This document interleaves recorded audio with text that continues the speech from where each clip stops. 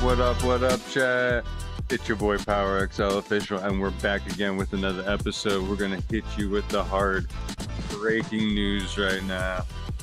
There's some shit going on still with the Epstein files, and we're gonna get down to it, see if there's anything out, and go from there. We'll just see what kind of news is out right now.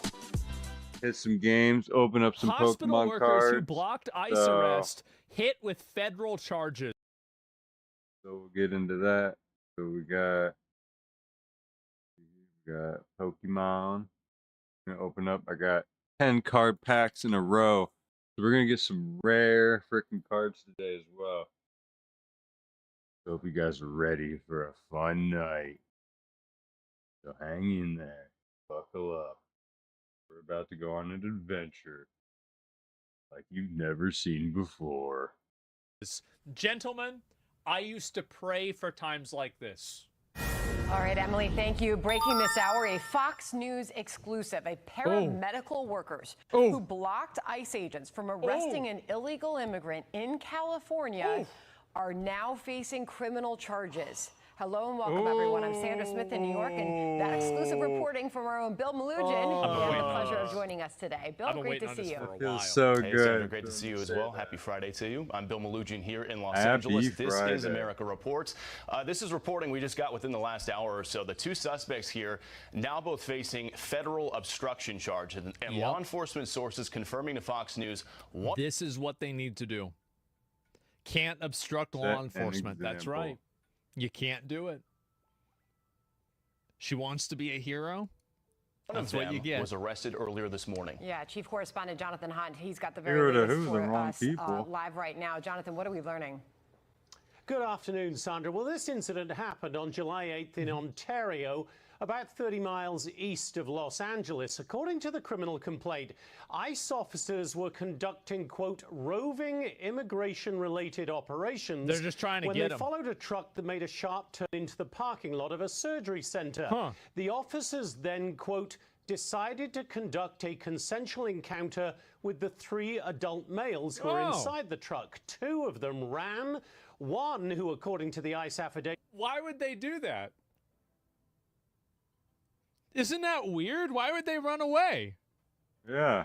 It was, quote, later identified as an illegal alien, ran into the surgery center, and that's where staff that's why they ran. Involved. Two of those staff, Jose de Jesus Ortega and Danielle Nadine de Villa, have now been charged for allegedly interfering and trying to block the ICE agents who followed the illegal immigrant into the surgery center. In the video, put him in jail. Put him in jail. Make an example out of him. Thank God these annoying, obnoxious people are finally...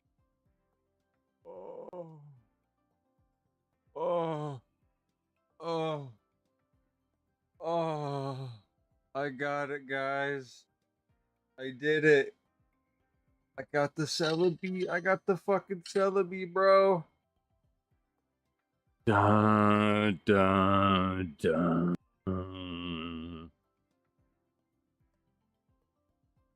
Fucking got it, guys. Dude. Getting accountability. I love this.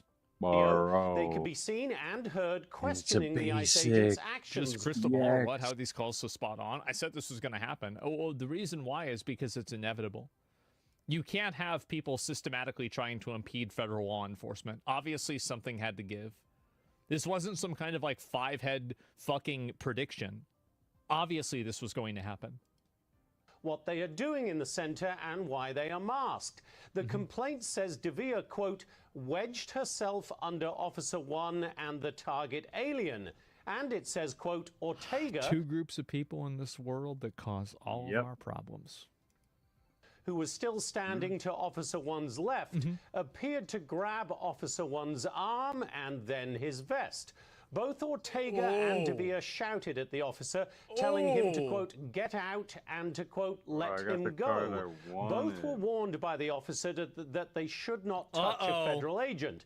The illegal immigrant was eventually arrested and removed from the surgery center. Kind of crazy they're arresting medical workers, though. Medical workers at a hospital. See, I didn't know this until now, but apparently you can assault and impede federal investigations if you work in a hospital. It's a safe zone. I didn't know that. It's like they have different laws and like, Native American reservations. Like apparently hospitals are the same thing. It's like a home-based safe zone thing, right? A lot of good cars. Immigration activists said at the time the surgery staff did nothing wrong. Yeah. Wait, in no way are they intervening. The Celebi They're simply exercising the right to privacy. They're exercising the right to know who is in their building. They're exercising the right to know who is in this building with a weapon, right? And I think it's important to note that that what they did is commendable. All of that is totally gone the moment that they're doing an active pursuit. It is brave. The prosecutors obviously disagree with that. Ortega was arrested this morning. Devere has not yet been found. Sandra? Oh. Okay. Jonathan Hunt with the latest details on all that for us. Thank you. All right, Bill, obviously a lot more to learn here, but thank you to you for your exclusive reporting on all of that. Yeah, and talking to federal sources. Being disingenuous? Yeah, they're just liars because they want to bring in more people that are illegal aliens to have them as free labor. Like, that's the reason why.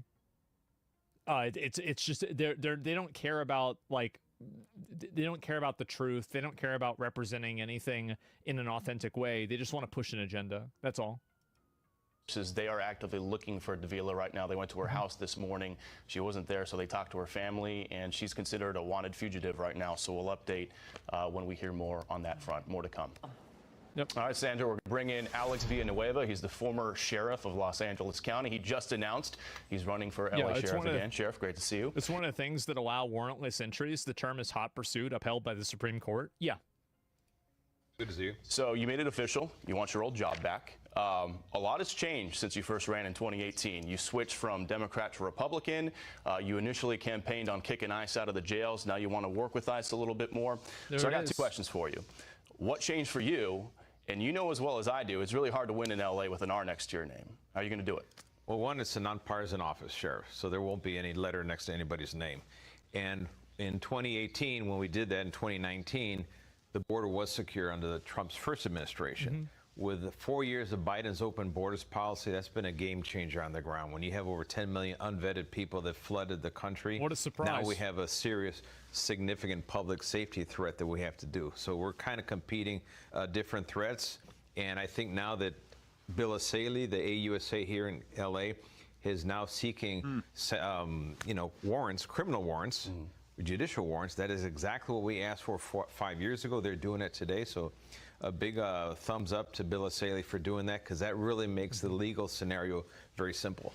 We've seen all sorts of interference with ICE here in Los Angeles, whether it's rocks being thrown at agents or, as we saw at that cannabis farm a couple weeks ago, someone actually shot a gun at agents. Now, earlier today, we get this video of... I don't know why the agents don't shoot them. I don't know why. It doesn't make any sense to me. They're not supposed to escalate. You can't just throw rocks and shoot guns at people. That's crazy. What are we talking about? What is this? What the fuck is going on? Yeah, that's true at the same time. These two California... Bad PR? The only bad PR to me is the fact that they're not doing it. Medical workers who are being charged federally now for interfering with ICE when they were trying to arrest a Honduran illegal immigrant who ran in their facility. This is one of the workers being arrested right now. Just give us your thoughts on the overall big picture of all the resistance we're seeing here in LA when it comes to ICE.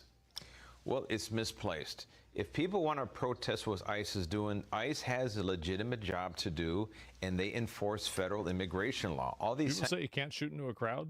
If somebody in a crowd started bringing in guns, there's 3 people with guns started shooting at the police, they would immediately shoot into the crowd instantaneously. What do you think they're going to do? Just like sit there and die? Of course they're going to shoot back. Think about that for 3 seconds. Sanctuary policies are basically a joke, because in essence you can't nullify federal law with a local law. And that false narrative they've been pushing has deluded people to thinking that it's okay to oppose what ICE is doing. No, that becomes a separate crime when you're interfering with a federal, a state, a local law enforcement officer, and those need to be dealt with accordingly. What's your position on ICE detainers? So if you're sheriff again, I know you're saying you'll comply with federal judicial warrants, but what about ICE detainers? In other words, say an illegal immigrant is arrested for assault with a deadly weapon and he goes into the LA County jail and ICE... Why the fuck would he go into the jail? Just send him back. If you know he's illegal, why the fuck is he even here? This is such an outrageous... this is crazy. Puts a detainer on him and says, hey, if he makes bail, we'd like you to hand him over to us or at least tell us when he's going to be released. California sanctuary state law says you can't work with ICE. So would you obey that or what would your policy be? Well, we can actually, with a detainer, as long as we have a judicial warrant that holds him in custody, once the judicial warrant expires, if they want to take him over at the point of expiration of the judicial warrant, that's fine. They can have him. In fact, we think that is the best thing. However, we can't detain them beyond their release date on an administrative detainer. We were actually sued and we lost a class action lawsuit on that very same issue. So the detainers work while the person has another reason why they're in custody. Well, then work with the federal government, because if the federal government are the ones that are doing it and they're the ones that are supposed to enforce immigration, then even if you can't detain them, the federal government can, because it's federal law for immigration. So this is such a roundabout answer to not have to answer what he's obviously trying to say.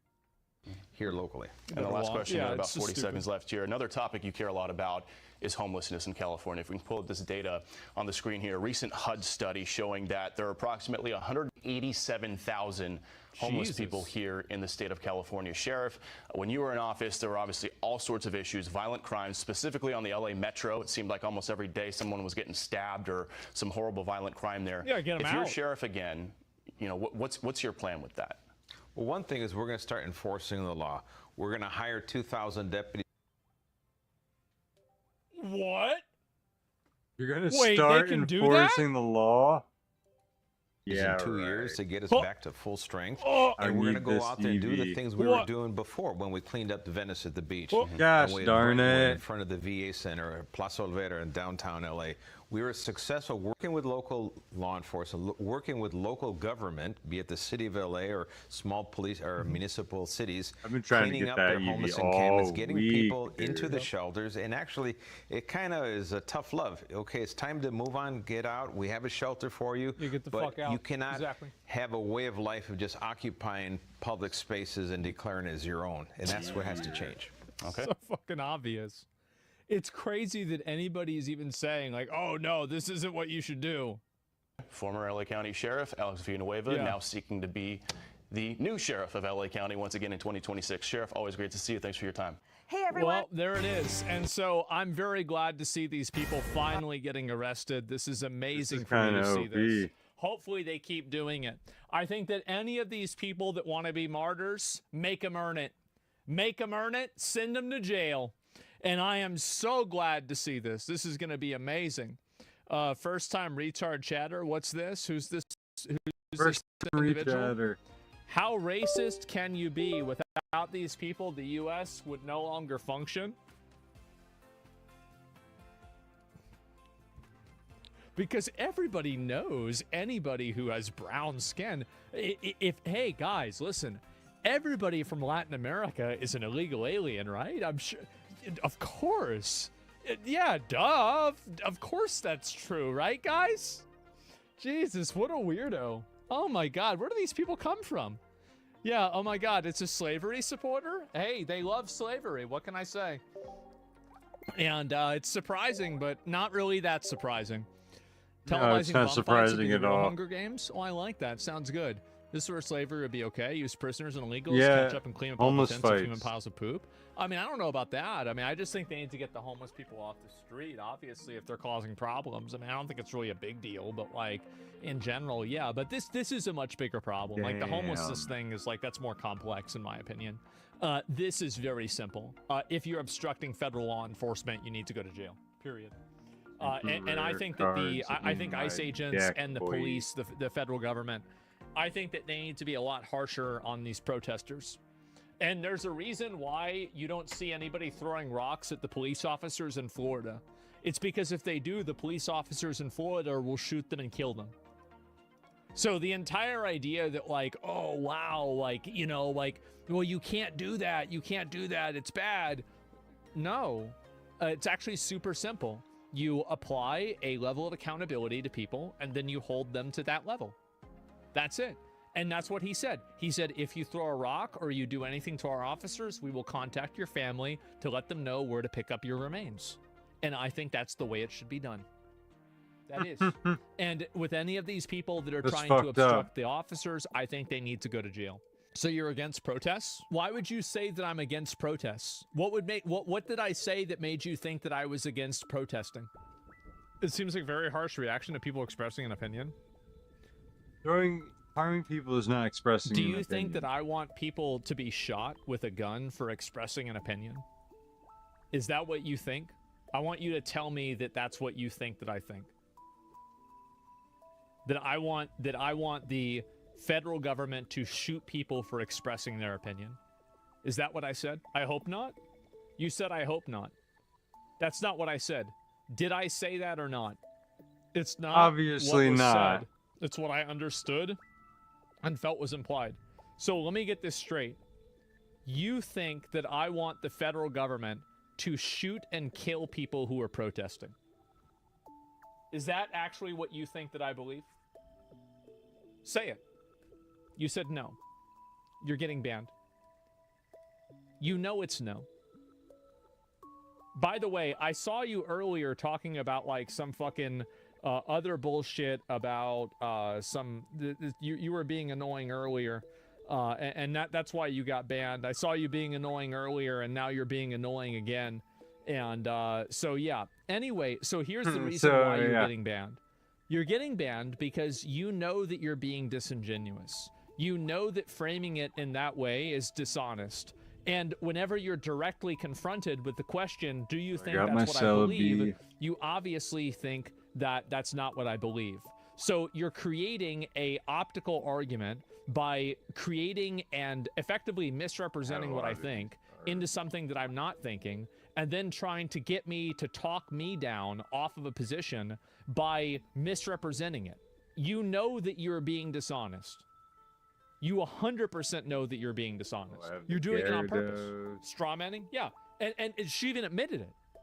That's the thing. Zapdos and Pikachu. This type of stuff, like this emotional manipulation, it only works inside of like little like fucking basically like tweets, right? Oh, but so you're against protests. No, nobody said that. It's ridiculous. I hate that. I hate that stuff so much. It's so annoying. I'm gonna open up 10 packs at a time, so I really gotta take care and watch what I pick. Okay.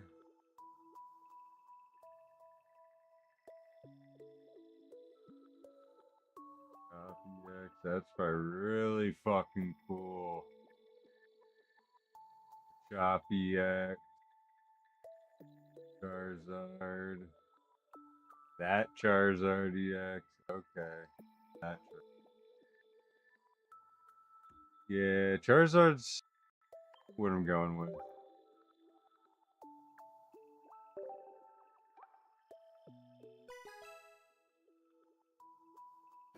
Alright, here it is. Alright, pucker up, guys.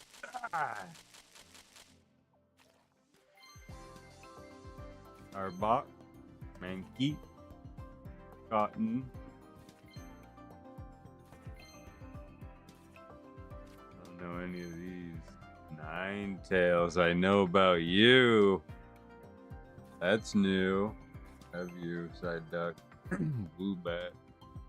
I don't remember you. What is this, like 3rd, 4th gen? Oh, no way. Let's go.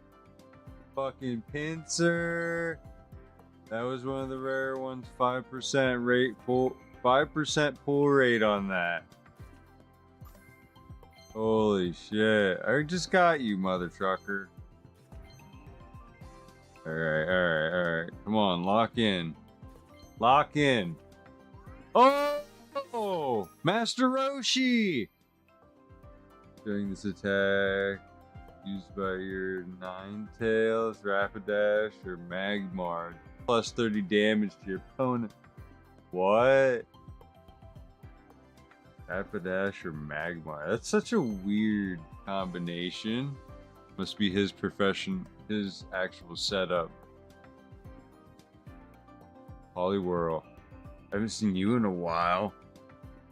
Fucking shiny edge.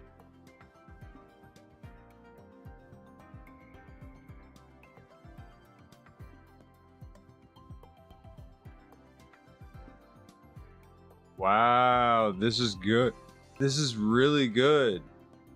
20 returning damage. Holy shit. Another Ninetales. Oh, dang, the Poliwag to make it go. Okay. Oh shit, heal 50 damage for one of your Pokemon. Oh, Earth Energy. Oh shit. I mean, Grass Energy.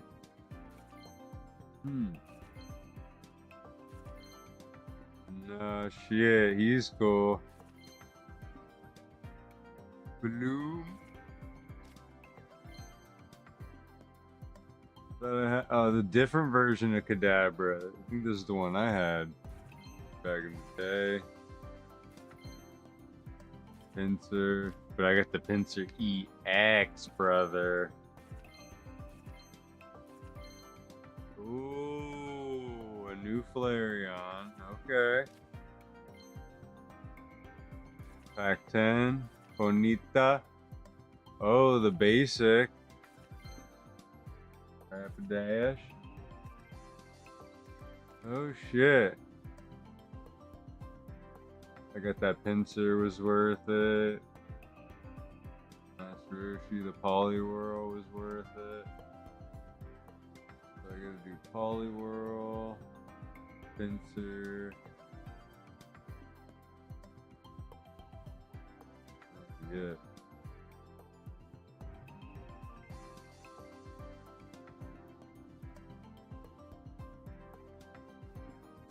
That looks about it.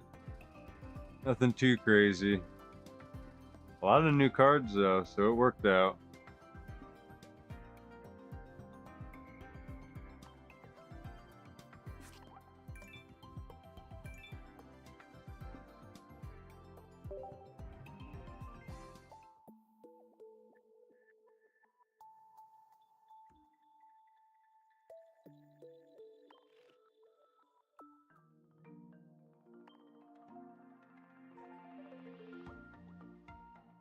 Start with water.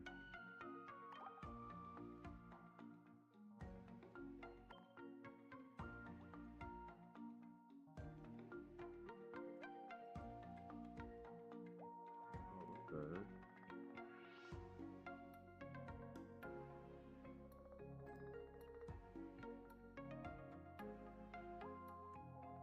Probably don't want that.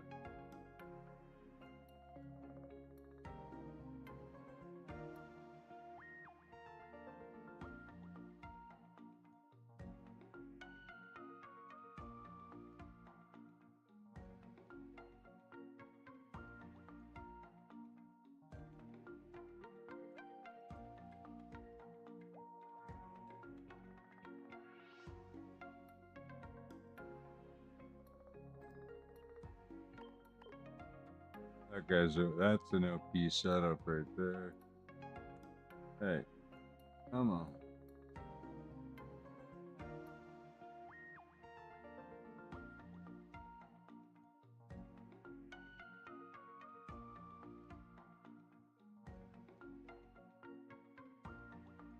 Oh, I really only have one Eevee. No reason for that.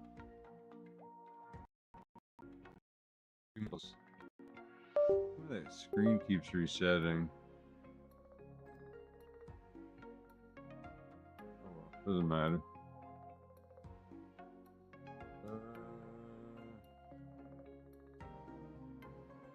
Save it.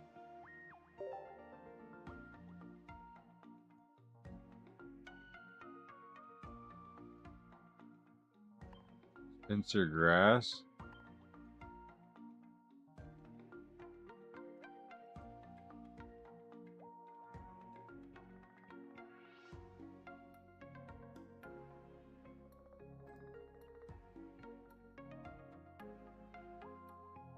Yeah.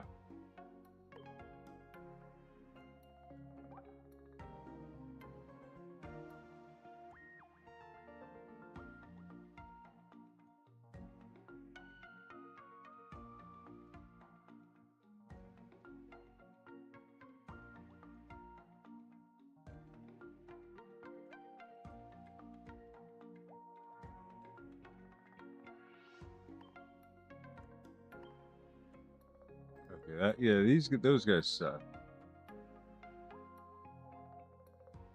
See what else I have for grass. There's got to be another set of EVs. A grass EV. Don't have. Oh yeah, I don't think I have it yet. I have almost every version of EV.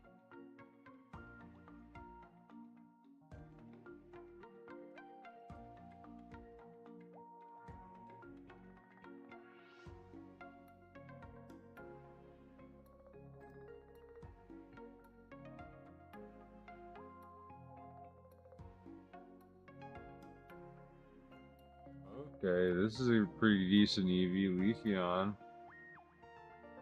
Decent.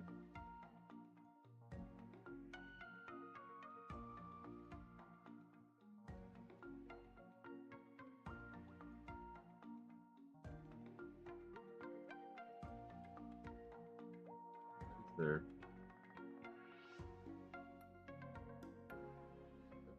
Ain't bad.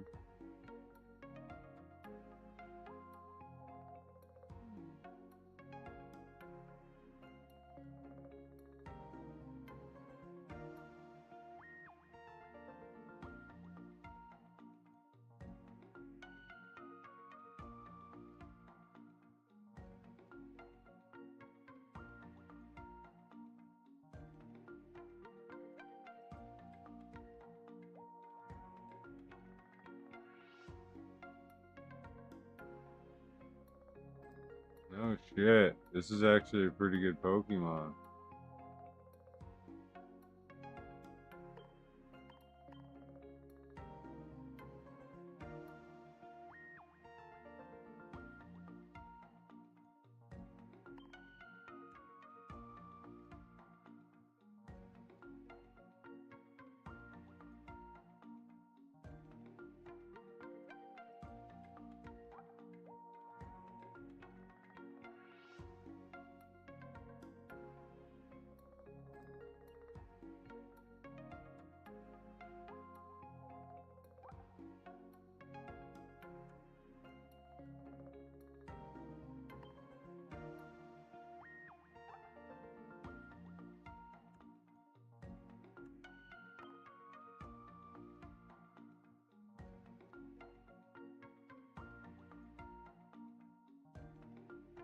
Alright, this is a good setup.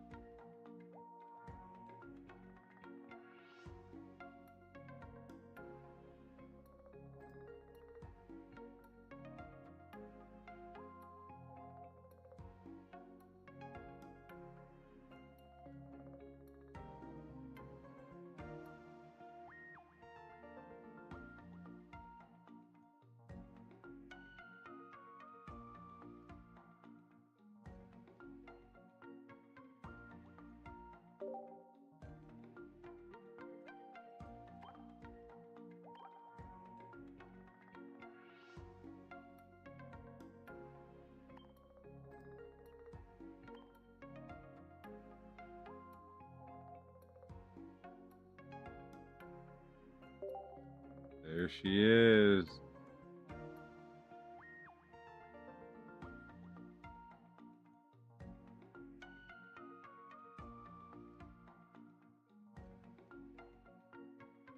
That's what's up, dude. I've been trying to get that Celebi all week. Actually, probably for 2 or 3 days. After getting nothing. So.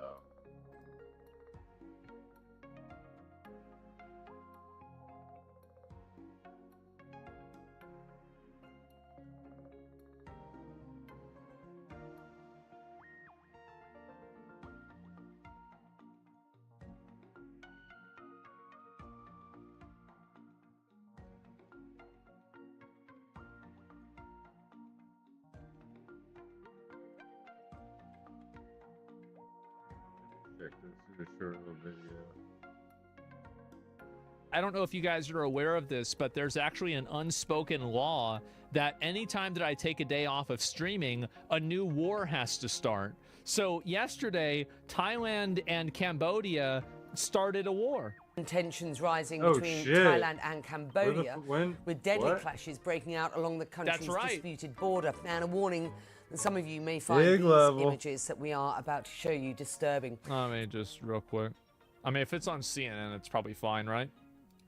Fighting erupted early in the morning near an ancient temple. Both sides have accused the other of firing first. Shit. Hours later, Thailand's military said it deployed fighter jets to target Cambodian military That's targets. Hawaiian punch, guys. Thai officials accused Phnom Penh of retaliating by launching rockets into civilian areas, including a petrol station. They say 12 civilians have been killed in attacks, while Cambodia is yet to report any fatalities. Well, Ripley has A rocket slams into a 7-Eleven near a gas station in Thailand's Sisaket province. The Thai military says it was fired from Cambodia, just miles away.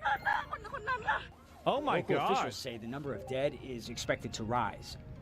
Jesus. In Thailand's nearby Surin province, gunfire, families, children scrambled. An 8-year-old boy killed, the Thai military says. This is the deadliest day of fighting between Thailand and Cambodia in more than a decade. Holy crap. A border skirmish now spiraling into a larger regional crisis, fighting up and down the border between the two countries.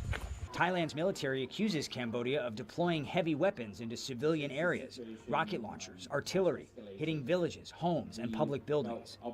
In response, Thailand sealed off all 508 miles of its border with Cambodia, raising fears of prolonged conflict. Yeah, I would Diplomatic ties are unraveling. Ambassadors recalled. Cambodia calling for an emergency UN Security Council. How does this shit just happen every day? That's wild, right? Oh my God. Because they think they can get away with it. Accusing Thailand's far larger and better equipped army of brutal, barbaric aggression. Thai F-16s bombed Cambodian military outposts. Cambodia responding by attacking a Thai army base. Thailand insists it's acting in self-defense. They say a Thai soldier was wounded in a landmine explosion. Cambodia claims it's only responding to Thai provocations. Thailand's military is more than triple the size of Cambodia's. Its air force among the most advanced in Southeast Asia. Well, they're Cambodia fucked then. has no fighter jets at all. It seems like it's not really much of a war. Complicating matters, political turmoil in Thailand. Prime Minister Paetongtarn Shinawatra suspended last month for a leaked phone call with Cambodia's ex-leader Hun Sen, a longtime ally of her father, the former prime minister. In the call, she called the Cambodian strongman uncle and even appeared to criticize her own country's powerful military. That triggered anti-government protests and accusations of undermining national sovereignty.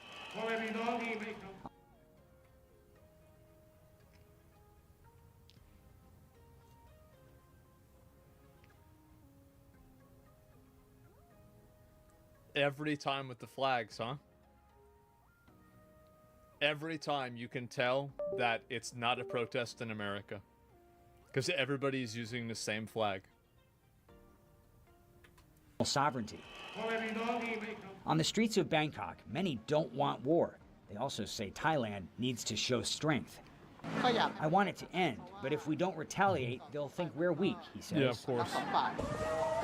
Hospitals are evacuating. Civilians are dying. Thailand accuses Cambodia of planting fresh mines at the border, in a place where stepping off the trail can cost you a limb or your life. Cambodia denies adding to the millions of mines that already blight the region. This latest clash began near a sacred temple. This is like a temple of like Shiva or something like that. It was like a dispute over like who has ownership of it. Sites along a colonial-era border drawn by France, which both countries have laid claim to for more than a century. And with no ceasefire in sight, you have two nations armed and angry on a collision course that's getting harder to reverse. Will Ripley, CNN, Taipei. This video shows people running for safety in Thailand's Surin province amid the... No, it's colonialism. This is a line that the French drew. I think that a lot of you guys need to realize that a lot of these issues, like, yeah, I'm sure it's not like Europeans invented war, but I do think that our interventionist policies across the world have kind of set these problems up to occur. And I think that they've certainly delegitimized any sort of like national ownership of the problems themselves. They made it worse. Yeah, they made it worse for sure. Sound of gunfire. Thai officials say at least 11 really civilians. like just for a second. Why the fuck is France drawing the borderline between Cambodia and Thailand? Does anybody own a fucking globe? They're not even close to each other. It's insane. Have so far been killed in the fighting. Well, for more on this, I'm joined by Ben Bland, who's director of the Asia Pacific program because reasons at Chatham House. And just walk us through this conflict. What's the history behind it? Well, Becky, like so many conflicts across Asia and across the world, the roots are in the colonial history, actually. So more than 100 years ago, the Kingdom of Siam, which predated modern Thailand, and the French, who were in colonial control over what's today Cambodia, agreed a demarcation of the border, and that's been disputed by Thailand ever since. And that map and the dispute over it is really what... This is why I'm generally a non-interventionist. I don't want to get involved with and start trying to fucking interfere with other countries' politics like this. This is what happens. They need to solve their own problems. Pause the flare-ups that we've seen at various points. Should never be going in there doing that to begin with. Is there a fear at this point that this is likely Which, by the way, I mean, again, it's not like we invented this problem. But I do think that, like, we're now taking ownership of it to a degree, especially whenever there's a border dispute. Escalate, and quickly. It's concerning, I think, the escalation we've seen in the last day. So more violence is being used, more high-tech and damaging weapons platforms on both sides. And it's the intermixing of what we see on the ground with the politics. So we have two family dynasties in control at the moment in Thailand and Cambodia. And there's quite a potentially toxic mix of the domestic politics, the nationalism in each country, and the escalation of violence. So that's really worrying. I guess the hope is that there is a pattern in the past of this happening, and both countries, which do share a lot of economic and cultural and political similarities, having had a track record of being able to climb down. Right now, we're not seeing how that's going to happen, but the hope is that there are patterns from the past that would allow these two to step back. That's insane, man. And these are two economies, of course, that have had some success of late. These border disputes would exist either way. I think you're right. I don't, as I said, I don't think colonialism invented border disputes. But, I mean, like, really, if it didn't solve the border, like, so I think about it like this, right? If it didn't stop the border disputes, then why the fuck do we do it? This will not be, or certainly is not a good look. Yeah, it didn't improve it. Yeah, it didn't make it better, I'll tell you that. Countries play into this.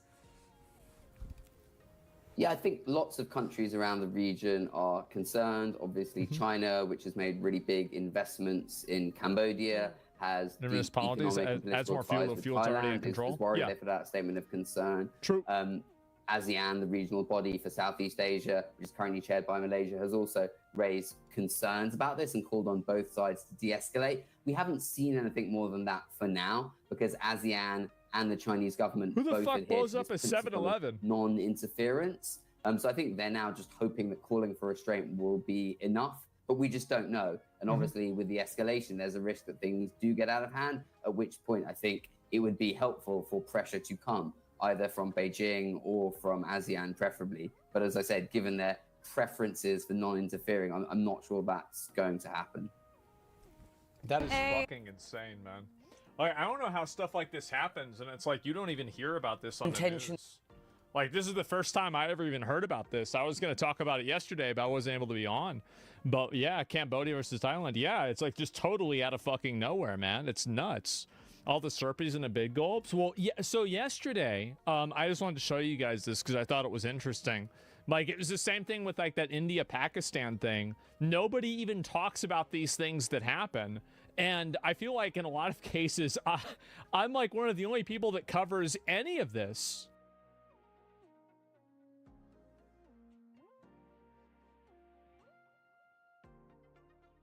Ironheart. I mean, I didn't fucking know about it. Show. Ooh. Oh man, I had no idea about Remember that back shit. in Let's be honest. I don't know if you guys are aware of this, but there's actually. Man, that shit is crazy. There's always some shit going on. Especially lately. I think they just tried to distract us from these Epstein files, and I'm not giving up.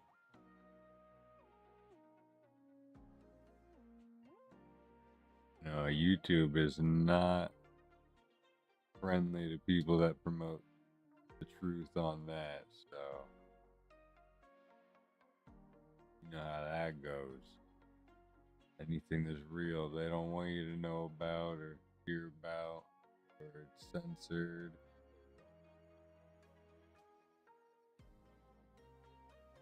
Who knows why? Probably because they agree with it. If they didn't, they wouldn't have a problem with it. Legal Mindset already said he's a criminal and will probably have the FBI after him. Really? Is that true? Oh, shit. Vishojo just confessed to a crime. Here we go. Yep. CEO confesses to a crime.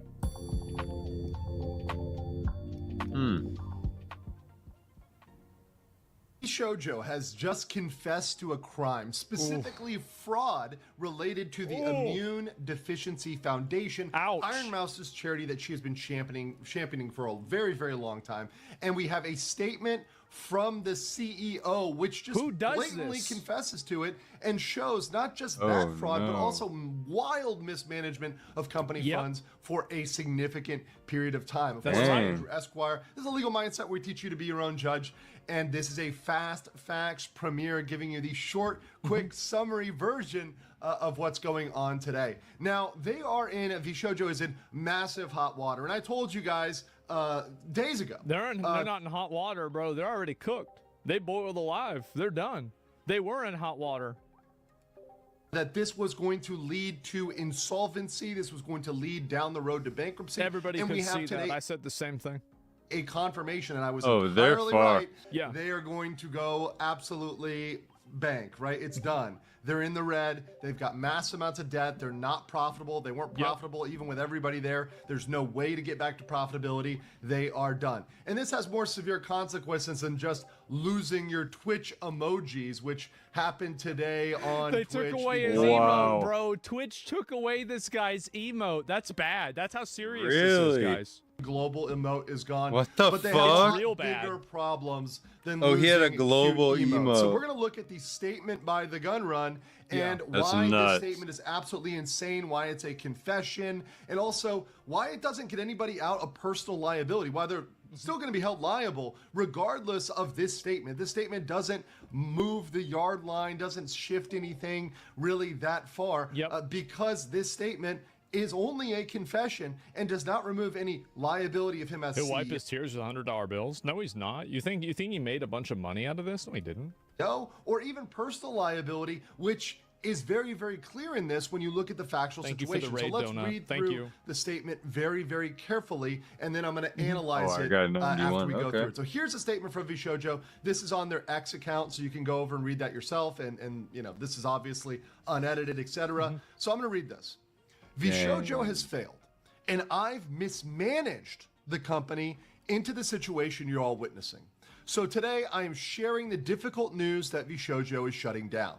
And I take full responsibility for the decisions that led us to this point. I've been doing everything I can to fundraise. Now, I'm going to pause there with fundraise. When he says fundraise, a lot of people may think that's a bake sale. Or this is some sort of selling cookies or whatever else. No, this is venture begging capitalist for money. Yeah. He's talking about loans. Yes. So fundraising, he is talking about loans. He's equity. talking about trying to borrow to keep the company going. Let's be very clear about that. Oh boy, that's not good. So, and right this ship these past few months. I'm going to stop there as well. Months? No. This thing has been having a problem for over a year. This is a thing that is... Yeah, I was going to say, that doesn't happen for a very long time. months. This is not something that happened yesterday. It's not something that happened last month. This has been going on for a significant period of time. But despite my efforts, we're in a worse position. Can tell. And those I care about now are paying the price. Over the past few years, we raised around 11... I love how he tries to talk about how he cares about them, you know?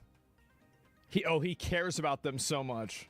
million to pursue a bold talent-first approach in VTubing. And then privately tried to, like, bully them into not playing a video game and then accept a harassment campaign against them because for some reason it's more important to look good to Twitter freaks than to protect your talent. Prioritizing creators and community over short-term profits to achieve long-term sustainability. I can't even imagine how he wrote that with a straight face, given what's happening right now. I cannot believe he sat out and wrote that. Oh, this is what we wanted to do. This is what we're doing. No, you completely and utterly failed on that consistently over the long term. Over the long term, you abused and gaslit your talent. Yeah. Over the long term into non-sustainability. You spent your money. That's not a good thing, by the way. On wild advertising in Shibuya and everywhere else, you know, just going out Hit and trying with to the promote and advertise, bit. spending money you didn't have to try to push these talents. Oh yeah, you're a Celebi bitch. Giving them what they needed was a paycheck. The gun run. I'm a Celebi slut too. Imagine that people need to be paid. Some weird station I gotta go advertising. fucking first. Okay, let's continue here. Our funding went directly to creators through generous splits, debut investments. Apparently not. Infrastructure, concerts, events, and staffing, all designed to support them. No, that didn't actually happen. Yeah, that's We the also problem. wanted our talent to own the IP, which we knew was a unique creator-first approach for an agency. Now, that did happen. The credit where credit is due, the talents do own the IP. I've read the contract. Oh, sorry. And right the ship. This is what we wanted to do. This is what we're doing. No, you completely and utterly failed on that. Okay, let's continue here. Sorry, our funding went directly to creators hit through a generous button on my splits, keyboard. debut investments, infrastructure, concerts, events, and staffing, all designed to support them. No, that didn't actually happen. We also wanted our talent to own the IP, which we knew was a unique creator-first approach for an agency. Now that did happen. I love how the floor is the bar. Yeah. So we're not going to steal your identity from you if you decide to leave us. Look how great we are. Where credit is due, the talents do own the IP. I've read the contract. That's true. However, despite all of our efforts, the business failed to generate the revenue we needed to sustain that model, and we ran out of money. Additionally, I acknowledge that some of the money... Now, here we go. Here's the confession. I acknowledge... Why would you say this? Why would you say this? Like, it's... You should just say, like, guys, the company's shutting down. We're so sorry. Thank you for all the great years. And you're running off with the bag of money. Bye. You know, like, who does this? I acknowledge. So I am saying this happened. Yeah. Some of the money spent by the company was raised in connection with talent activity. So he is confessing to the fact that they diverted funds, which were Once you sucker, what do you think about me now? And they're calling them talents, by the way, because if they call them employees, they'll be screwed under labor law. No, of course, because they're independent contractors. This is very common scam. Every industry does this now. I think it's in my opinion, I think it's a game exploit, needs to be fixed. Using the language, specifically talent, because they know that they're trying to frame talents, independent contractor, we're going to get out of that. Yeah, so they owed money to the talents, and they spent it. They misallocated it. And then he goes on to say, so some of the money spent by the company, so saying it was spent by the company, right? Yes. Misallocated, was raised in connection with talent activity, which I later learned, keyword he put in later learned. Lying. You are lying. That's not true. You knew it at the time. You're making this up. Yep. The words later learned are him trying to get off the hook. Lying? He says, I later learned was intended for a charitable initiative.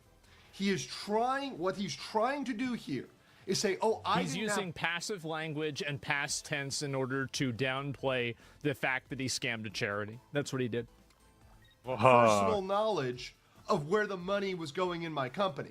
You know, dollars come in, dollars go out. I don't know anything that's going on. I had no idea, no knowledge that this money should have gone as if gross negligence doesn't also make you personally liable. Didn't we already go through this with Twitch whenever the ball pit thing happened? Like, everybody should know this by now. Gross negligence isn't an excuse. Incredible initiative. We just got a massive amount of money. We just got $500,000. Idiot. And it just slipped through the cracks. That's like a couple pennies just falling in the couch. Yep. In no world does this hold up under any sort of investigation. Even the most cursory investigation. You need to know where $500,000 goes. By the way, I agree with you. Why can't we do the same thing to the government, by the way? Why can't we do that? Because I think this is true. How do you just lose $83 million? Where does it go? I lost it. Can we please get some people that actually give a shit to look into this stuff? This is outrageous. Right? Yeah, Elon, but he got kicked out. How do you lose the Epstein files? $500,000. That just poof, went somewhere. And as the CEO, you certainly have the responsibility to understand the major financial operations of your company. And yes, there's other I got officers this that are on fucking the line Chinaman here. fucking I can hear Tectone in thinking. the background skipping up. It's not just the gun run. Yes, This is America, motherfucker. Yeah. I don't know about that. I haven't talked to Tectone about this, but yeah, apparently there's somebody else who's really fucking things up behind the scenes too. Chill, Tectone. Chill, bro. We all respect you, but you got to calm down. Of course, there's other people that manage the finances. There's other officers. There's the CFO that quit. There's a management officer that quit. There's other officers that have left. We talked about the officer that left 2 months ago, and he just posted. He tagged Gun Run. He's like, "Bro, what's going on?" No, bro. Sorry, bro. Leaving 2 months ago doesn't get you off the hook. This thing has been going on for a while, at least in terms of the people not being...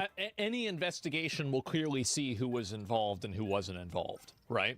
I mean, like, literally, they would be able to figure this out. Like, I mean, really, if the IRS or any investment agency cooked by that didn't have people that were retarded, they would be able to figure this out within probably 3 days.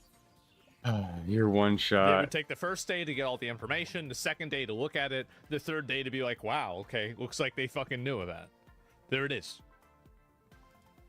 Paid, and also in terms of the charity misallocation. This is something that was done in the past. So if you were there as an officer 2 months ago and you quit, he's right. Thanks for you're not necessarily off the hook. I'm cooked. When the investigation looks at this, and they get into the emails, they get into the documents, they get into, okay, what happened here? There at some point is going to be revealed I think he just killed me. Not just the gun run, but definitely including the gun run, that were involved in taking those funds and putting them other places. And here's what I think is really funny, and I don't know if Andrew's going to cover this, is that one of the other ways that a corporate entity can then lose its corporate protection status and then have legal precedent and legal penalties applied to an individual is if the corporation or the individual running the corporation or individuals running it do something that's called piercing the corporate veil. What that means is when you are using and utilizing corporate funds for personal finances. So this is actually potentially just the tip of the iceberg. And so if they investigate this and find out that Gun Run was using some of this investment money for things that were primarily for him, they would have an even stronger case to go after him on a personal level because he was utilizing corporate funds for his own personal expenses, thus voiding the idea that corporate finances and his own finances are separate. This is, again, a term that's referred to very commonly. Take business law once, you know this. It's called piercing the corporate veil.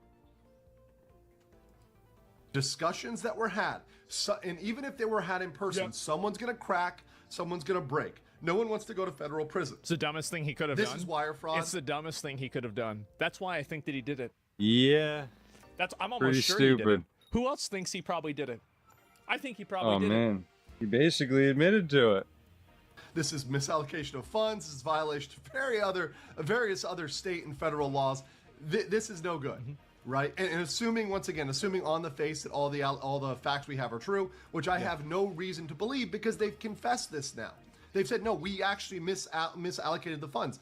There's no further proof needed other than getting into who's liable, and if we can pierce the corporate veil. All these people have all these cool cards. Fuck.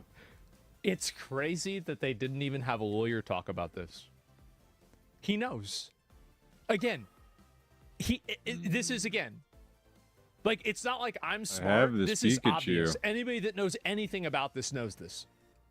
That means holding individual officers, individual employees responsible personally for these misdeeds. Yes, we need more investigation as to piercing the veil as to certain people and certain individuals, etc. It's also a ban. And I do think there's a strong possibility that that may happen. And I indeed hope that happens for some of these people trying to sink their head in the sand and say, oh, I later learned. No, bro.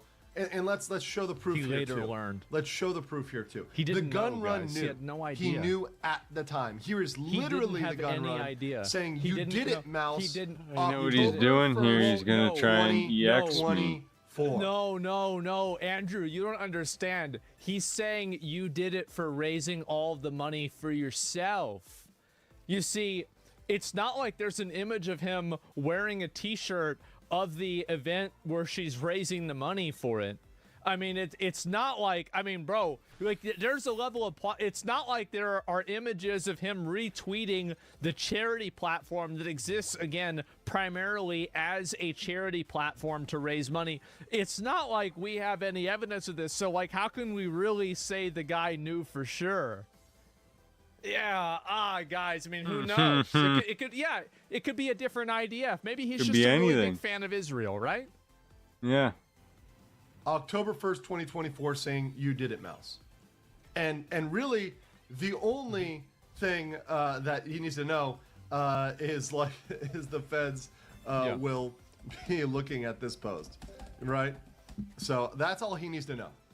Live tweeting during a Fast Facts. But yes, that's all we need to know is that statement is there. We've got pictures of him with Mouse fundraising. So we see this guy out there fundraising. We know he knew at the time, afterwards, before. He knew at all points of this. He knew what was going on. He was not an ostrich with his head in the... You know what I think is going to be really funny?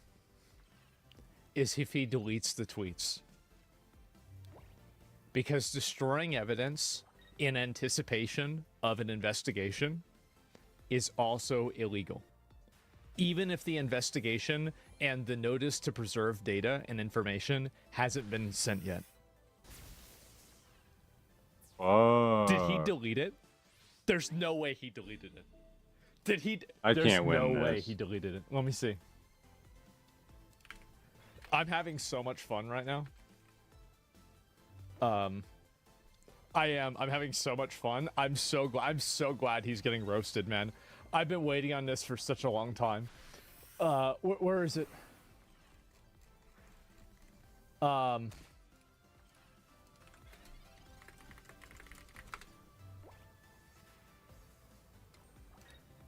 He has not deleted it. The feds looking at this post. Oh no. Sand. He knew what was going on. Let's finish the statement here. Let's finish the statement. At the time, we were working hard to raise additional capital to cover our costs, and I firmly believed, based on information available, we would be able to do so and cover all expenses. What that means is they were trying to get a loan. They used the money they didn't have, right? They misallocated the charity money, right, to try to pay current expenses because they thought they could get another loan. They were already in debt. They were already $2 million in debt, and they couldn't do it. And it says right here, we were unsuccessful in our fundraising efforts. I made the decision to pursue funding, and I own its consequences. I am deeply sorry. So right there, that last one too, guys. Why would you say that I own the consequences? Like, I mean, I can respect almost in a way falling on your sword, but I think the only reason why he's falling on his sword is he thinks it's one of those lightsabers that, like, you know, collapses as soon as you lay on it. He thinks he's going to get away with this. That's the reason why. And you want to know what the sad thing is? Is that in a lot of cases, people like him are right. Rats and roaches like him survive. Don't you hate that? That's so annoying. That last one is very true. I made the decision to pursue funding. What that means is... He plans to kill himself? He made the decision to not pay the talent and to keep the ship going a little longer. Good idea. So instead of paying the talent, even if that meant they would have had to close down, instead of doing what was I gotta take a break. just, Too many high stake rollers are playing right now. Here, let me give you a little bit of advice. That's crazy. If you're in a business situation and you decide not to pay people money for services that they give you, you're in the already wrong. Agreed upon. That's crazy. But you're wrong. You shouldn't have done that. You made a mistake. You fucked up. He knowingly did this, guys. He knowingly did Hot take. This. I know. It's this crazy. guy, it's and crazy. look, this I rarely go off. I try to stay legal and objective here, but morally, this is a horrible decision. I mean, I think this is something that's pretty non-controversial. Right? It's not. If you see that you're failing, you're in. Here's how non-controversial we know it is. We have had the mining canary non-controversial benchmark litmus test. Ludwig tweeted about this. He said VShojo was bad. Guys, it's bad. Man, that's really bad. Not doing well, right? You have to, at some points, be realistic, be adults. An adult has to come in the room and say, we need to cut this. See, I would be getting a mogul mail I could react to after this, but Ludwig had to pussy out on making his fucking videos that I used to be able to react to all the time because now he's afraid of negative feedback. Fuck you, Ludwig. Fuck you. I used to react to your videos all the time. Now you wanted to bitch out and not do it because, oh, well, I might get negative feedback. Who cares? What's right? You got 5 million subs. And look, stop being a pussy. I'm sure if they talked to the talent and said, hey, we're not doing well. He hurt your content? We're not doing well. We need to pay the employees, right? And hey, maybe everybody across the board, including employees, trying to kill my career, including the CEO, we're all going to take a haircut. Everybody at the business has to take a 25% haircut across the board because we're hurting, right? And we're all going to be in this as a team. Okay, whatever. You could have had that conversation. Exactly. You could have done. And this happens. You tell people like, guys, listen, we got funds that aren't coming in right now. We're going to change to a more commission-based thing. That way you guys feel more incentivized, but we're going to have to cut base pay. Have you guys ever had a situation like that in your job?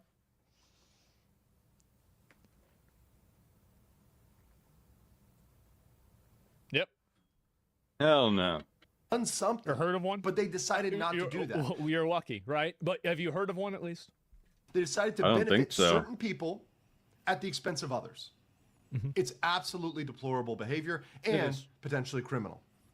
Finishing up here, I am deeply sorry to all the talent, staff, friends, and community members who believe in our brand. You did not deserve this. No, and the Immune Deficiency Foundation didn't deserve this either, right? And certainly what this deserves and what this will get is criminal investigation into exactly how this went down, who made those decisions, and how that funding exactly got misallocated. Ouch. So that is going to be happening absolutely for sure. I'm going to be covering this as it gets more serious, as it gets investigated, and I will catch you on the next one.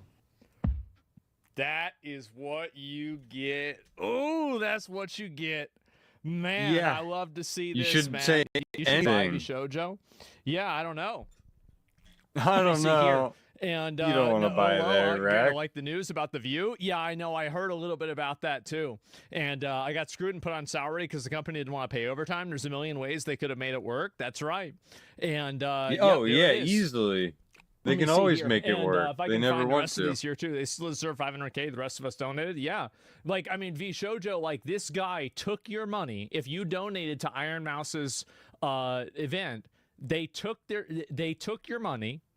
And then on top of that, they went. Here's why you don't do charity, guys. That's exactly why. They take your fucking money. How do they have all this money to set up charity, commercialize this, do that? Because they want your fucking money. It's a scam. If you want to do real charity, help out somebody in your neighborhood that you know that's getting the money directly, so you're not. And I could even get in trouble for this because those corporations are scamming people so hard they don't want anybody stepping on their toes. So you do your own research and find the ones that actually do help. You see the money actually going in somewhere, like somewhere more local and less, organized, like a organization that's so big that they need to keep the money and keep building facilities that are so fucking top end, they'll never get the cure. But it is what it is. I mean, everybody knows. If that was the case, all these diseases would be cured. They make too much money on it, let's be honest.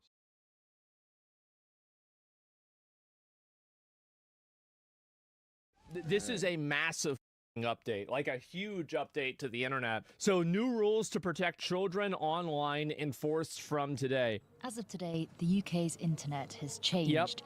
There are strict new rules in place designed to put children's safety online at the heart of our scrolling. Codes are now being enforced, and they'll change how adults can go online too. For some services, this will mean putting in place highly effective age checks so that children can't access a service because fundamentally the service is not safe for children.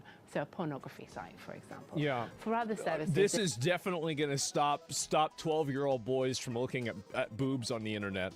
Oh, yeah, for sure. Oh, definitely, I know. Karen. Because they can't really figure it out. You finally tricked them, and now they're not going to be able to get around you this time, huh? Oh, yeah. This will mean other changes, such as making sure that their algorithms don't promote harmful content to children.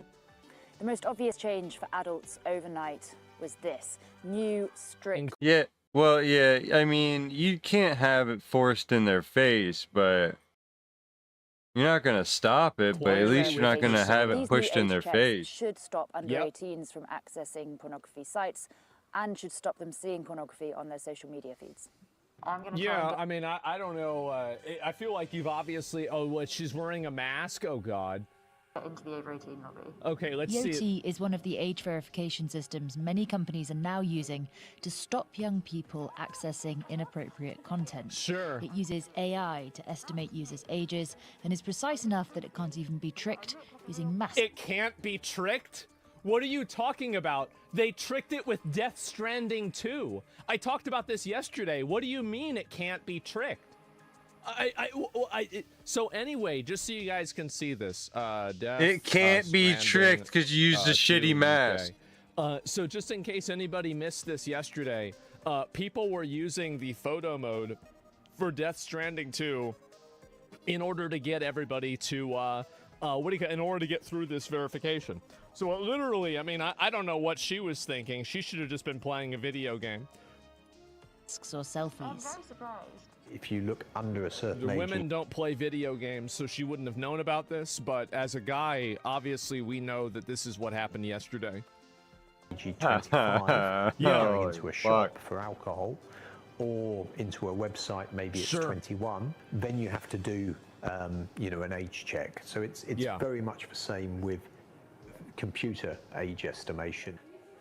The idea behind these new age checks and algorithm changes is to stop teenagers stumbling across harmful content. I think that they also have to discuss the elephant in the room, which is the fact that the reason why these kids are being negatively affected by this harmful content primarily is because they have shitty parents. But it's a lot easier for the parents to blame the government and to blame Google for the reason why they can't raise their kid right. But yeah, parents want to blame the companies because it's easy. It's like they want to blame McDonald's for their kids being fat. Why don't you blame yourself for taking your kids to McDonald's?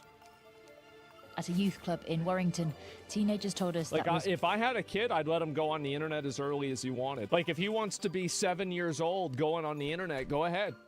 Go ahead, find out. You want to be 11 years old watching ISIS executions? Go ahead. You're gonna find out. That's the real world. And no, I'm literally not even memeing. I'm not even joking. You sure? Yeah, of course, because that's the real world. Like, I think as a parent, like, your job is to, like, prepare your kid for the real world. You can't go and bubble wrap his whole life. But the difference is that I have confidence that I would be able to be like, yes, son, so, like, that's what happens if you fuck around. They'd be like, oh, damn, that's crazy. I said, yes, so you don't want to go over there because they're crazy. And he'd be like, oh, okay, right?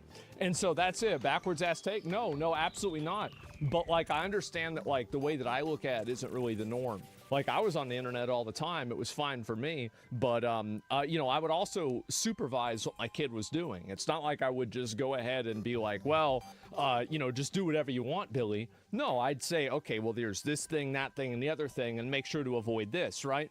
And so it's not like that's it. Makes sense? Yeah, of course.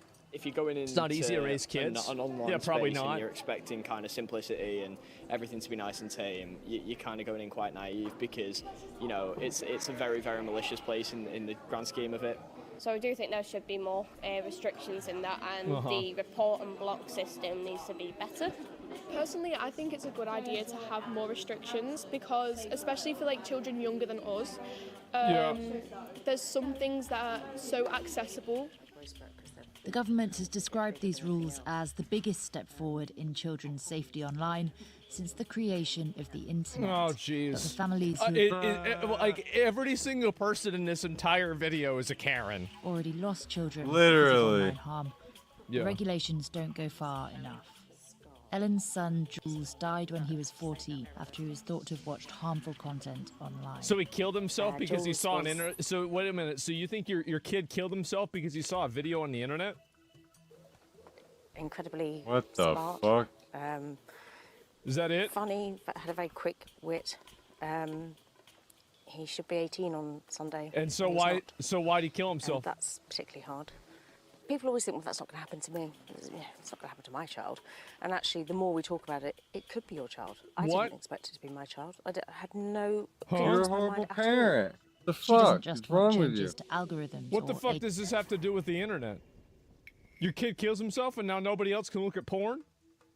I'm not putting two on top of two here. Saying porn sites are 18, yet you can go on social media at 16. Wait, so he watched porn and killed himself? That doesn't even make fucking sense. Where's the similarity in those rules? It's ridiculous. The government says these rules are just the first step in their campaign to protect children online. For many, she's using that to cope because she wasn't there for her kid when he needed her. Too long coming. That's what it sounds like. Your kid kills himself and then somehow nobody else can look at boobs. What a stupid fucking Karen rationalization. Maybe you should have been a better parent. I don't know. Maybe there's something wrong with your kid. But the whole world needs to change because of this. Give me a fucking break. What a joke. Who cares? Like, that's one person. Like, everybody now the whole world has to change because of this one thing. It's outrageous. It's crazy. It's not how even do you think like this? How the fuck it's do you not think even like on this? mass. It's insane. And so anyway, it's not a mass scale at all. And so anyway, it's a 1% thing. Yeah, exactly. Yeah, literally. Stumbled over boobs and died. Fuck, man. Yeah, like what kid looks up boobs on the internet and then wants to kill himself? Fuck, I think that's like the main reason not to. It doesn't even make sense. Well, anyway, I don't know her story, and apparently she's not even telling it, which means that maybe she doesn't know his story either. Maybe that's part of the reason why he killed himself. I've got no fucking idea. But I'll tell you one thing, a lot of these kids that pop off and turn into school shooters, violent people, or they kill themselves, whatever, you go back and you look at it and you see the parents aren't involved with anything. They totally ignore the fucking kid. Brutal. I'm not being brutal. I'm being honest. That's being fucking honest. The end result. Exactly what happened. Here's the reason why I'm being brutal and honest about that. You could say I'm being brutally honest. And the reason why is because I don't want to see more kids like this kill themselves. And the way that you avoid that is you prevent people from making an excuse of saying, oh, well, it's okay that, like, I didn't do X, Y, and Z thing because it's actually Google's fault that Billy jumped off a bridge. No. No. Nope, nope, nope, nope, nope. Absolutely not. And so anyway, and there are some cases, I'm sure, where the internet does play a role in having a kid kill themselves. Absolutely, sure it happens. Definitely it happens. But to say this is like some kind of commonality, I don't think so, right? Look at the dislike ratio. Yeah, a lot of people don't like this at all. Blame starts with lazy parents. Well, this is the reason why I think a lot of people are angry. It's because they have lazy, dumb parents that want to blame the internet for the fact that they weren't present in their child's life, and then the kid kills himself, right? That's the reason why people are frustrated. But I do think that this is, by the way, this is only going to get worse. It's going to get more extreme, and you're going to see even more rules on the internet. It always does. Right now is only the beginning. I predict in 5 to 10 years, we will already see, if not have experienced, real ID on the internet in almost all regards and almost all scenarios. And I think that also what this is going to push, this is a secondary effect of it, is Gonna that it's push going more to push fake to create IDs. a segmented, regional internets. So, for example, I think a great example of this happening right now is South Korea. So South Korea has a lot. South Korea probably has some of the most, not oppressive isn't the right word, comprehensive rules for being on social media, playing online video games, etc. Like, you have to upload everything in order, like, you have to have a social security number to play League of Legends, basically. Like, that's North Korea? No, it's not. It's South Korea. Look it up. Look it up. I know what I'm talking about here. And so anyway, yes, and anyway, South Korean ID is based everywhere. Yes, exactly. And like China, well, I'm not sure about China. I can't confirm that. I don't know that. And also, I think North Korea, I heard from people on the internet that North Korea also is pretty restrictive with what they let you do too. But I was talking about South Korea. And so anyway, what I think is going to happen is that South Korean, a lot of their different social media websites and people like it and things like this, they are separated from the rest of the world, right? Like, they have different streaming websites, they have different, like fucking, what do you call it? And this isn't everybody, right? But it's just like a general trend. Different streaming websites, they have different video websites, they have different social media websites, and so like they're basically in their own world. And I think that's what's going to happen to the internet as a whole, is that the internet is going to stop being the World Wide Web, and it's going to become regional webs that have interconnected elements between them. And the reason why is because as the internet has stopped being this just apparatus that exists separate from the real world, it is now something that everybody in the real world works in, right? Everybody is using the internet. Like all of your probably parents and grandparents are using the internet nowadays. And so you can't, like, back in 2006, the internet was an alternate reality. In 2025, the internet is reality. The internet is where people spend usually, and I'm not even kidding, and we all know this is true, people spend more time on the internet than they do in real life. They worry about the centralization of information, but it's inevitable. I think that here's really where the worry is, and here's the main reason why people are concerned. So the reason why people are concerned is very simply because this can also be used as a reason to censor political opinions, to basically silence dissent, to, implement harder speech laws and speech regulations that then make it to where people are less likely to speak out against current issues. So don't go and act like I don't understand where these problems are coming from. I definitely understand where the problems are coming from. All I'm saying is that I think this is inevitable. That's the actual issue. Yes, it is an actual issue. 100% it is. Yeah, there we go. Due to local laws, we are temporarily restricting access to this content until X estimates your age. UK government are now exploiting the Online Safety Act to censor footage of protests. And so that's really where the problem is. I mean, I think that we all can kind of agree that it would be better if there weren't 15-year-old girls on Instagram, and this is really just a problem waiting to happen. But the problem is that most, my mom used to always tell me the road to hell is paved with good intentions, and I feel like that's very clearly what the problem with this is. And Twitter's problem is they're censoring things that don't need censoring. Of course they are, because they're being That's the whole point. They're being overzealous in order to avoid a lawsuit, because they don't know where the line is, because that line hasn't been drawn by previous legal precedent. So they're going overboard and they're censoring extra things because they're worried about getting sued or getting in trouble in the long term. That's the reason why. So yeah. Well, there's been a lot of these but how are games they that going to getting get hidden on sued? Steam, and it's starting to happen because of payment processors, which is what I'm assuming this is about. Steam's new rule changes everything, and Valve, this from their is perspective, crazy. had no choice but to implement. So here's what's happened. Last week, Valve quietly added Rule 15 to Steam. They used to have 14, now there are 15. And this 15th rule bans content that payment processors don't like. Now, this is not illegal content. It's just content that Visa, MasterCard, and PayPal find to be objectionable. And here's what are their rules based on something that's objectionable? It's totally up to them. They decide and make them up. This means? It means that Valve no longer controls what is on their platform. That's the right. Payment companies control that. And if this kind of thing sounds familiar to you, it should. Countless platforms like Patreon have experienced similar. And then just after we finish the body of this video, well, the hammer blow fell. Even OnlyFans had this issue for a while. As well. There's a lot going on.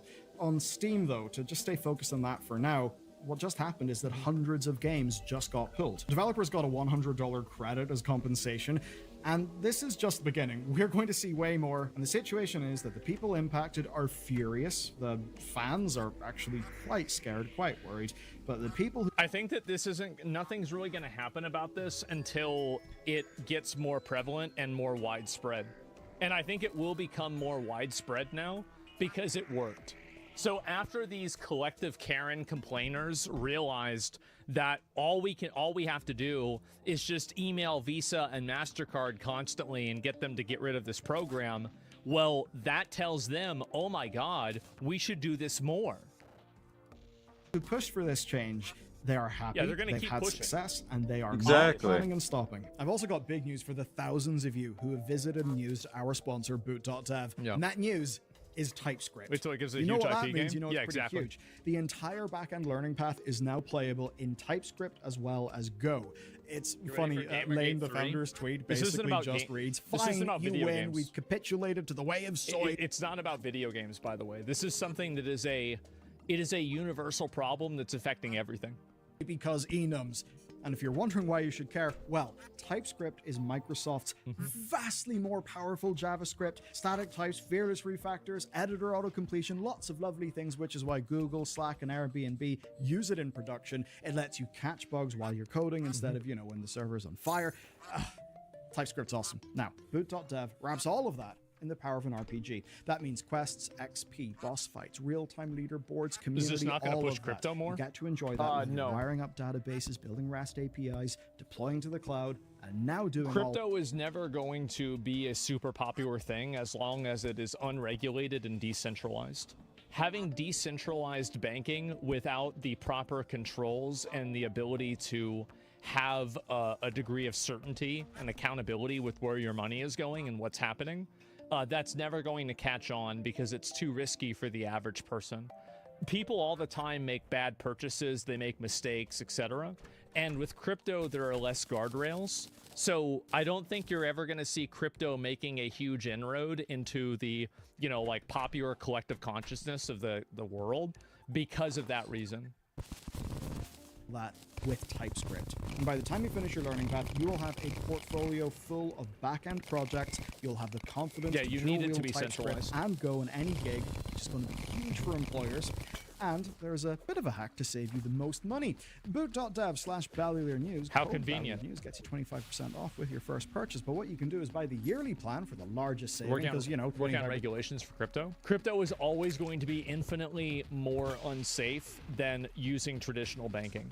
Like, I can't see a universe where that doesn't happen. Like, we already have all the rules that are in place for that. Of a bigger number is a bigger number, and if you don't gel with it, well, just use the no-risk 30-day money-back guarantee. Okay, let's talk about what actually happened. Steam used to have 14 rules for developers. We actually just looked at it recently in this video, but now there's a 15th rule. So here's the new rule.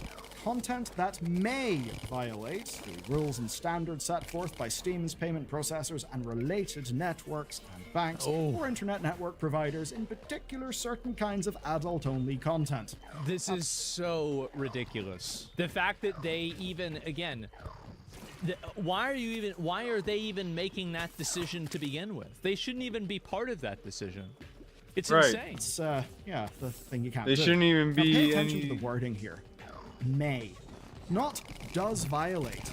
Just may violate. Yeah. And what's key to understand is this goes beyond the existing rules. As an example, Rule 3 already bans mislabeled adult content. Exactly. Rules 6 and 7 ban illegal content and shock value material. So what's Rule 15 for?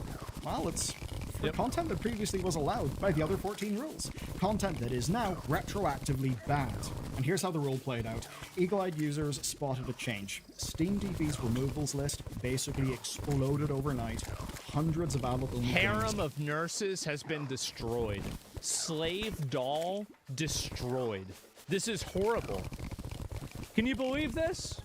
vanished, especially games that, well, we will call not involving consent or involving family members. No, I know. The sort of thing that many people That's your favorite would find too? to be extremely distasteful, but in the setting of like a fictional thing for adults is not illegal. Well, at it's least. disgusting, and a lot of these games are disgusting and weird. They are. They're disgusting and weird. I don't like them, but I don't want to make them against the rules. And the reason why is because I don't want to create rules for what's acceptable and what's not. And the reason why is that I don't want to have those rules applied to me. I don't want to have that happen. In every jurisdiction, right? No, I'd rather not see those games. That's fine. But can't you understand, this is the issue that I have with this. Can't you understand that, especially in the context of this, I don't want to see that kind of stuff will be applied to something that you like eventually? Of course that's what's going to happen. I mean, this is what would have if this was if this was happening in 2005, Grand Theft Auto would have probably been taken off of Steam. And if it happened in 2000, it would have been Doom being taken off Steam. Interesting. So yes, this is unpalatable content to some people. It's illegal, though, in a few jurisdictions, which we'll address later in the video. But here's what matters, right? Not all of these games are illegal. What this was a blanket removal. And you may say that in theory, Valve is complying with the law, except they're not. This is not about the law. This is about third-party pressure, not... And those third parties could be inclined to make them take those games off because they interfere with the sales of their game. Legal compliance. Reason why is... I think that they should have to follow the law. And if a video game has content in it that is in violation of the law, whatever the law is, they obviously should have to follow the law. There's never a universe where a company should be able to uphold its terms of service, break the law, and not follow the law. That's outrageous. Well, I just get a big... Oh, okay. Yeah. The admission. I Valve froze. admitted everything in a statement that was sent to Rock Paper Shotgun. They said this, quote, "We were recently notified that certain games in Steam may violate the rules and standards set forth by our payment processors and their related card networks and banks." Again, not do breach, just may breach. That's a through line here. So responding to this, Valve pulled all of the games. They notified the devs, offered the $100 and called it a day. You might be thinking, God damn, you didn't even put up a fight? Well, yeah, they didn't. There's a reason why they just called it a day and caved so quickly. The brutal truth is that without PayPal, Visa, MasterCard, Steam kinda dies. Or at least a lot of its revenue goes away. I mean, think about it. Yeah, look at this. And this is the issue. It's that they control so much of the market that the way that they effectively control this, like, pipeline affects the entire amount of content on the whole internet.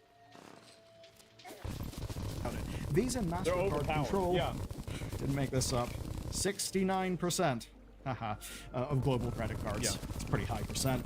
They dominate debit cards in the US as well, and lately they've been flexing. They've been cutting off other businesses, and if they drop Steam, that would be game over. Valve can't just go and create their own payment network. Can you imagine dealing with the infrastructure, the regulatory compliance for all the different regions? And also, you have to keep in mind that the regulatory compliance is often advocated for by places like Visa and MasterCard, so they can make it difficult for other competitors to come into the market and effectively pull up the ladder, so nobody else can compete with them in a free market.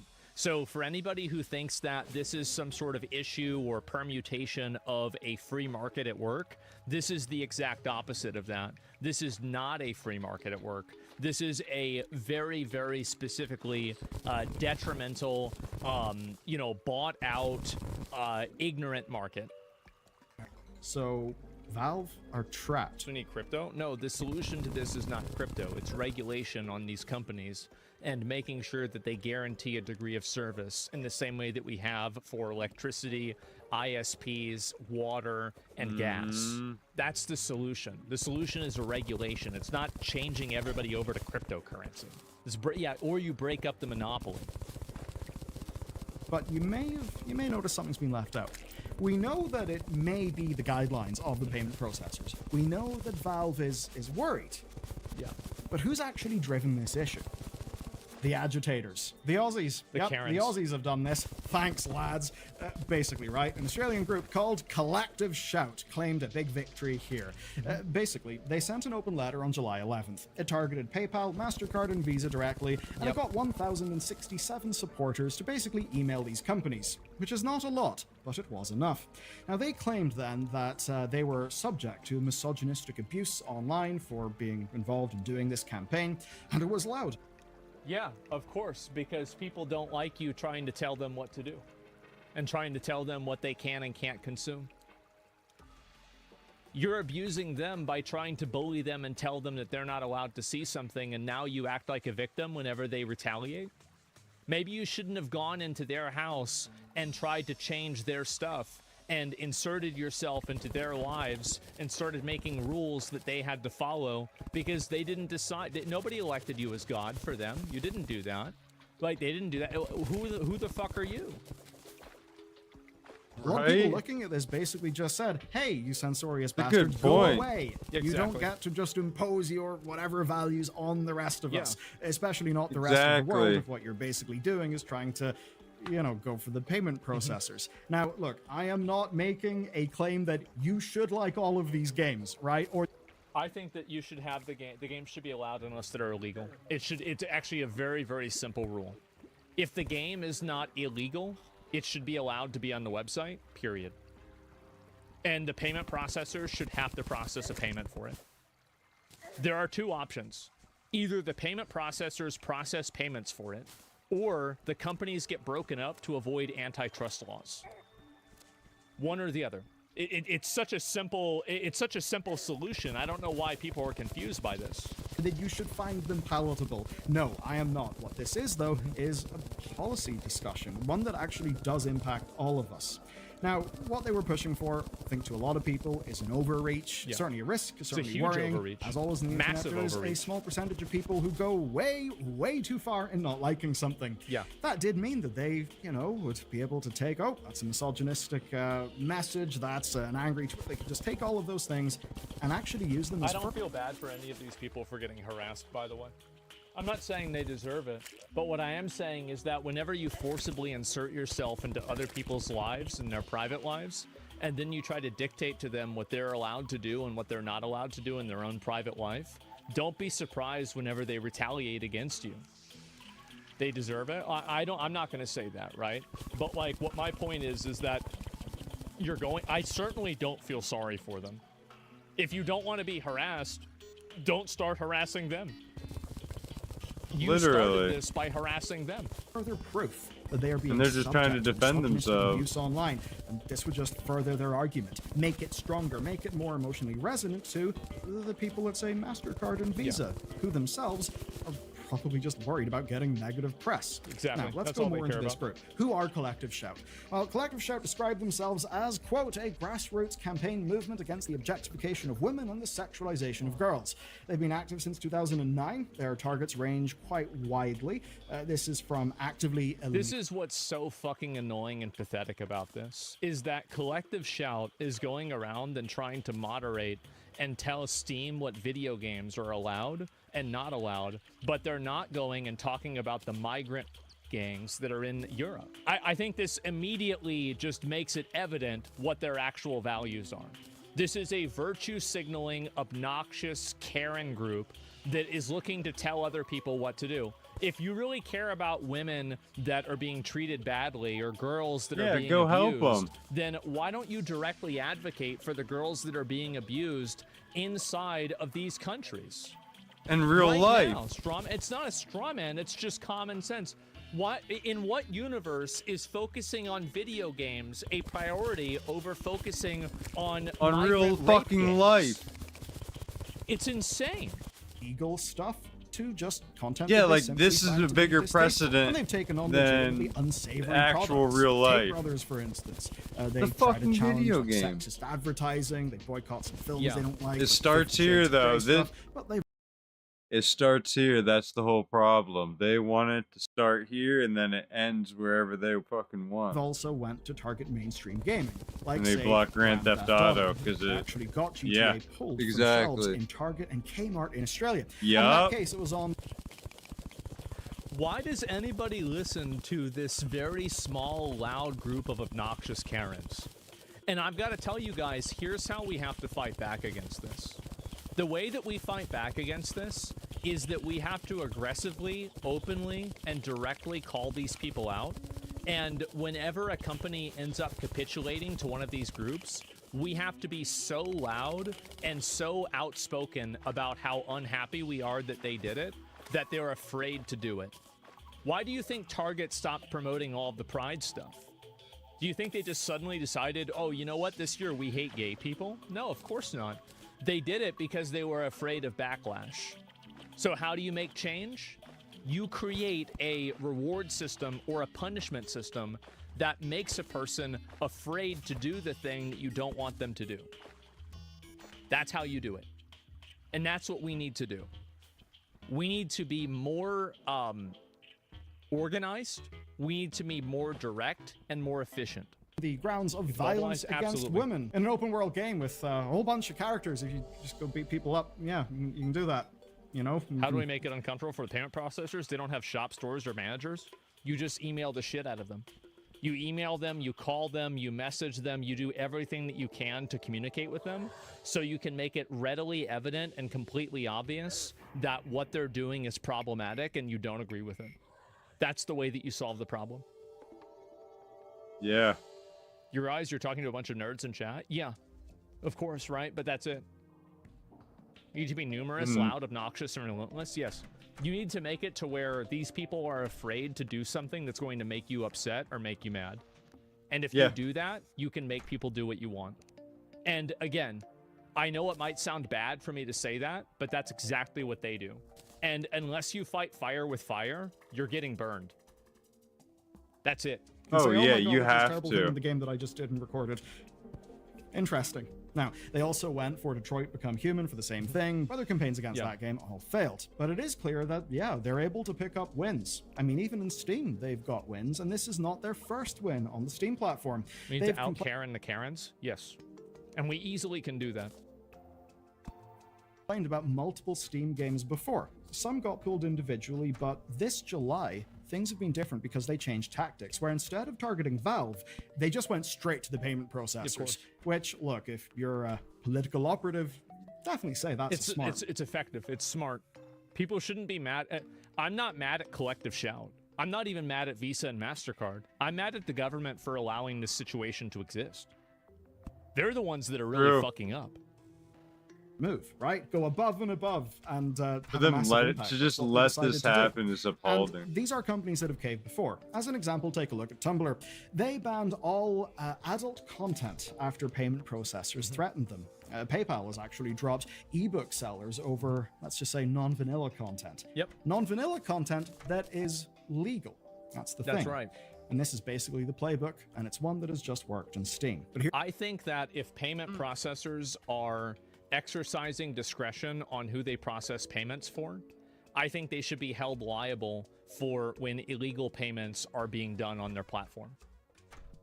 And so if somebody is using the payment processor illegally and the payment processor isn't able to stop that, well, why is it that you were able to stop this other stuff but you couldn't stop that? Well, I wonder why. Yeah, bringing back, the government uses to influence policy. That's a good one. Yeah, exactly. Like, and that's the issue. It's the double standard. Here's the thing. I kind of always is a double standard. I did it, though, for a point. So let me explain. Okay. It is true that their campaign against Tumblr worked, and that, yes, Tumblr just went to pull down all the prawns. But part of what sealed the deal for Tumblr was heaps upon heaps upon heaps of actual child, see, Sam. Yeah, like any child sexual abuse material is bad, obviously. But this is something that happens on every website. That's not an excuse. There's stuff like that gets posted on Instagram, it gets removed. There's stuff like that gets posted on Twitter, it gets removed. Why is Tumblr some kind of unique platform that somehow has to restrict all porn because some people post weird stuff? It doesn't make any sense. YouTube too, yeah, TikTok, Facebook. Yeah, you have girls dancing on Facebook that are underage, and they're even getting money from weird donators. Like, shouldn't that be a bigger problem? And that's real, by the way. Unfortunately, it is. I think that they've somehow changed that a little bit now. But at least previously, that was the case. Just ban the illegal shit. Exactly, yeah. They don't want to. What is ESRB for them? Obviously. ESRB is not a regulatory agency in any sort of an official capacity. It's just a group. Use content, material, CASM, I believe it is called, in the press. CSAM. Now, the Tumblr was... Child sexual abuse pizza material. Often what people would say online. Now, the Tumblr was a disgusting cesspool that was riddled with that actually illegal, just about everywhere content, was essentially an open secret on the internet. Yeah. Tumblr was absolutely asleep at the wheel. They did not do a good enough job of policing their own platform. And because of that, I honestly can't say I'm surprised that payment processors wanted nowhere near it, because the facts were that content existed there, and a lot of... I don't buy it. Sorry. I don't buy it. It's nope. Why is it that why is it that this is some kind of unique problem for Tumblr? So many of these, look at 4chan. Look at all of these other, I guess 4chan probably isn't supported by Visa either, to be fair. But like all of these other companies have the same stuff. They just want porn banned. Yeah. Like the common variable here is banning porn. It's very clearly not restricted to anything dealing with minors. If it was, everybody, I think that we all agree that Visa and MasterCard and nobody should be doing business with somebody who's doing that, right? Obviously not. Nobody's in favor of that. But the difference is that that's not what's being discussed here. You know, the maps, they congregated there. Okay, let's bring us back to Steam, though. So, Waypoint's Anna Valens reported something interesting here. She flagged that Valve does actually put extra scrutiny in adult game submissions. For just one example, a game got rejected for inaccessible files that, quote, might feature underage characters. So was illegal content really getting through all the time with Steam? I would say probably not in most cases. I think in some cases it probably does get through because there's just such a massive amount of video games that are uploaded to Steam.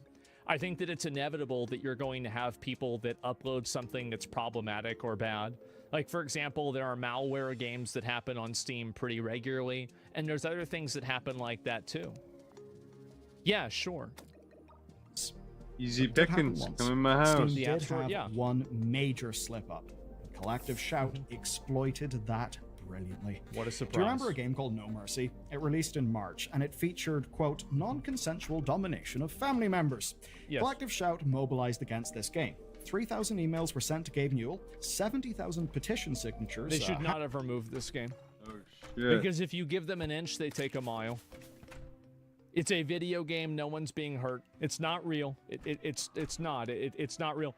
Like, we need to move away from this idea that video games and brother what? Yeah, it's a disgusting, weird, awful game, but that doesn't mean that it should be regulated and taken away from anybody to play it. Don't you understand that? That just because you don't like something isn't a justification to get rid of it. If you don't like it and you think it's that bad, make it illegal. It's that simple. Like, if it was illegal, I would support removing it, but it's not. That's the difference that I have. Like, yeah, cuties didn't get banned. Yeah, exactly. And so, like, isn't it against Valve TOS, though? I don't know if it is or not. I have no idea. Yet murder films get a full pass? Yes, clearly. Get rid of all disgusting games and you end up getting rid of something else not as disgusting? Yeah. Happened. Here's the crucial detail. That content was illegal somewhere, just not everywhere. Where it was illegal was the United Kingdom and Australia. Why not just and not actually sell the under game there? relatively new laws. Now that does mean that under Valve's own rules, that game should not have been sold at all in those regions. But Valve did. And based off of that, they should have not sold the game in those regions. Yeah. Companies should always have to follow the law. I don't want to have companies follow these advocacy groups. Right. Why are we following the advocacy groups over the actual law? Media coverage. I mean, the UK government even called. I'm about 100% sure that an incest game has directly led to at least one child abusing a family member.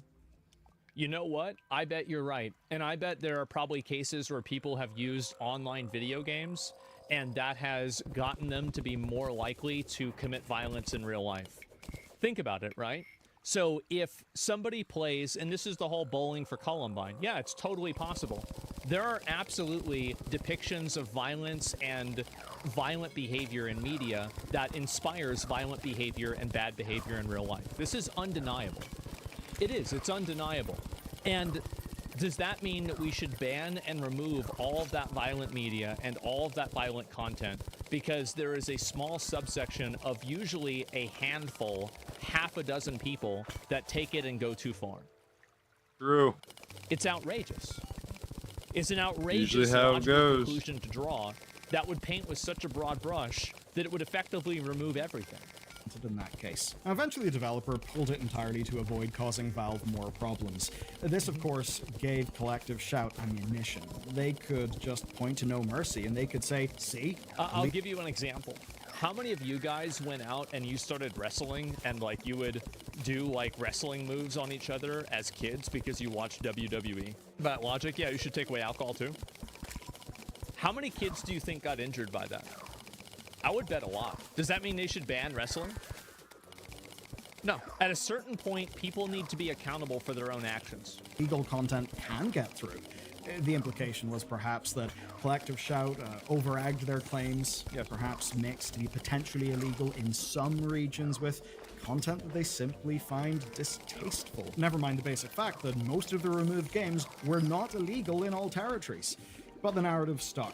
The waters were muddied because of this. Exactly, right? And if I recall, a kid died from performing a wrestling move. Yeah, sure, of course that's going to happen. Yeah, absolutely. And Steam have bank payments. Should Steam do better in setting terms to remove things like rape content and incest? Well, that's their own prerogative to decide if they want to remove it. I mean, in my opinion, I just think that Steam should operate in the same way that every other website operates, is that they should exercise moderation in regards to things that are illegal and not exercise moderation in things that are not illegal.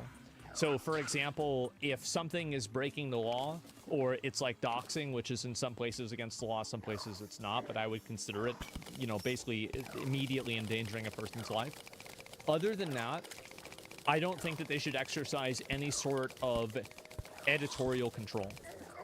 Even if the game is awful and it has terrible themes, it's an evil video game and it has incest in it, and you can kill people in it after, like, you do the incest. Like, I'm totally okay with that. And if you're not okay with it, make it against the law.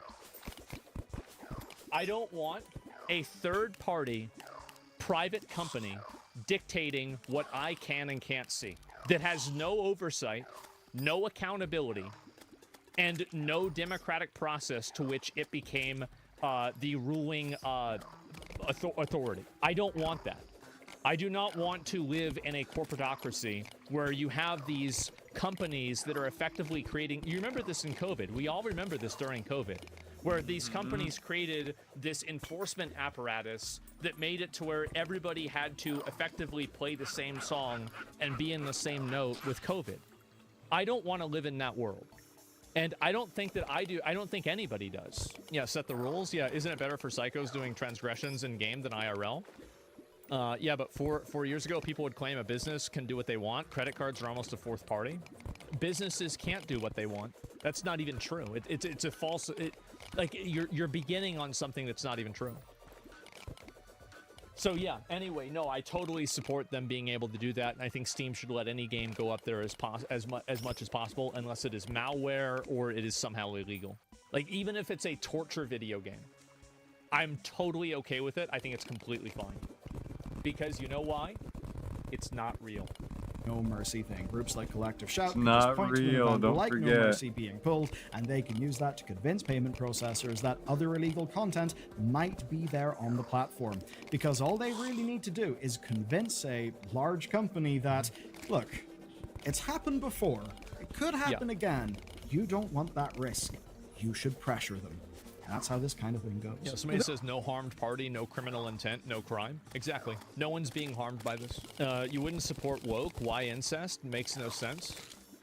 I don't think woke video games should be removed from Steam. I just want to laugh at them not selling well. That's all. I think Dustborn shouldn't be removed from Steam. There's no misunderstanding here at all.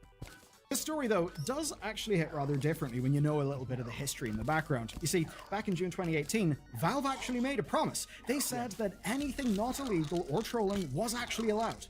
Now, this came after backlash over adult game removals. They specifically said that they would not cave to payment processors or to interest groups. Wow. 7 years later, you would never have been against removing woke games from Steam? Haha. Yeah, I would. I'm telling you I'm against it. I'm telling you that right now. Later, they have done exactly that. They've just went and pulled games that may violate... I invented an imaginary scenario in your mind where you may or may not be hypocritical. Haha, I win. You're so stupid. Get the fuck out of here. Payment processor rules. And remember, that is the wording of Valve's new Rule 15. May, not does. May. What the fuck was that May is just a very really non-specific word. Yeah. I would actually I argue mean, you think of something. No, May is a very, very specific word. They're using it because, well, it might not. They're playing on the age of safe. They're playing on the direction of being safe so they can avoid accidentally losing service. But we don't want to run the risk of getting the proof. That's the specific language. It's a rule directly designed to give Valve preemptive permission based on their interpretation of other people's rules, but not anything that's actually deeply... Shouldn't GTA be banned for the same reason? You can literally just cold-blooded murder innocent people. Isn't that the same logic? Of course it is. It's the exact same logic. And that's the reason why I don't respect any of these people that are advocating for this stuff. And anybody who thinks that it's okay to censor this. It's because the stance and the mindset behind it is not principled at all. It's not principled. It's not based off of logic. It's not based off of anything. It's just simply people that are saying and doing what feels good in the moment without thinking about how does this really fit into a bigger worldview. No. In the same way that GTA shouldn't be censored, neither should these games either. And if you want to do that, in this case, isn't it the same as it's not real CP game, so it's not real? Well, no, because that's still illegal in a lot of cases. If you're trying to make a CP or a CSAM game, that's probably illegal. So you can't make that comparison because that already falls under something that I've already said they shouldn't allow. Fought over or proved in any sort of objective sense. Still legal. Yeah, exactly. That would lead to like a common societal or legal whatever consensus. And in a way, that's scary. What's next? I mean, will developers see these mysterious rules before they go and submit their games? If people can find success over things that they find distasteful, what does that mean for other types of games? What happens when payment processors change their standards again? Because they will change them again. They will. What matters is the collective shout just proved that the formula works, the plan works. Just over 1,000 emails alleging illegal content force this change. Not proving, just alleging. That's a low bar and a low number of emails. And here's what really worries developers. Payment processors have targeted queer and minority content before. It often would get flagged as adult only in a disproportionate way. And in some instances, as an example in YouTube... Well, this is going to happen with everything, right? Yeah, of course. While I agree that violent video games should be allowed and don't lead to crime, I think that there's a line. The argumentation that if it doesn't hurt anyone, it should be allowed, and it's a game, could be applied to horrible things. Yeah, I know. Like rape and incest and torture. And I'm completely okay with it. I think it's totally fine.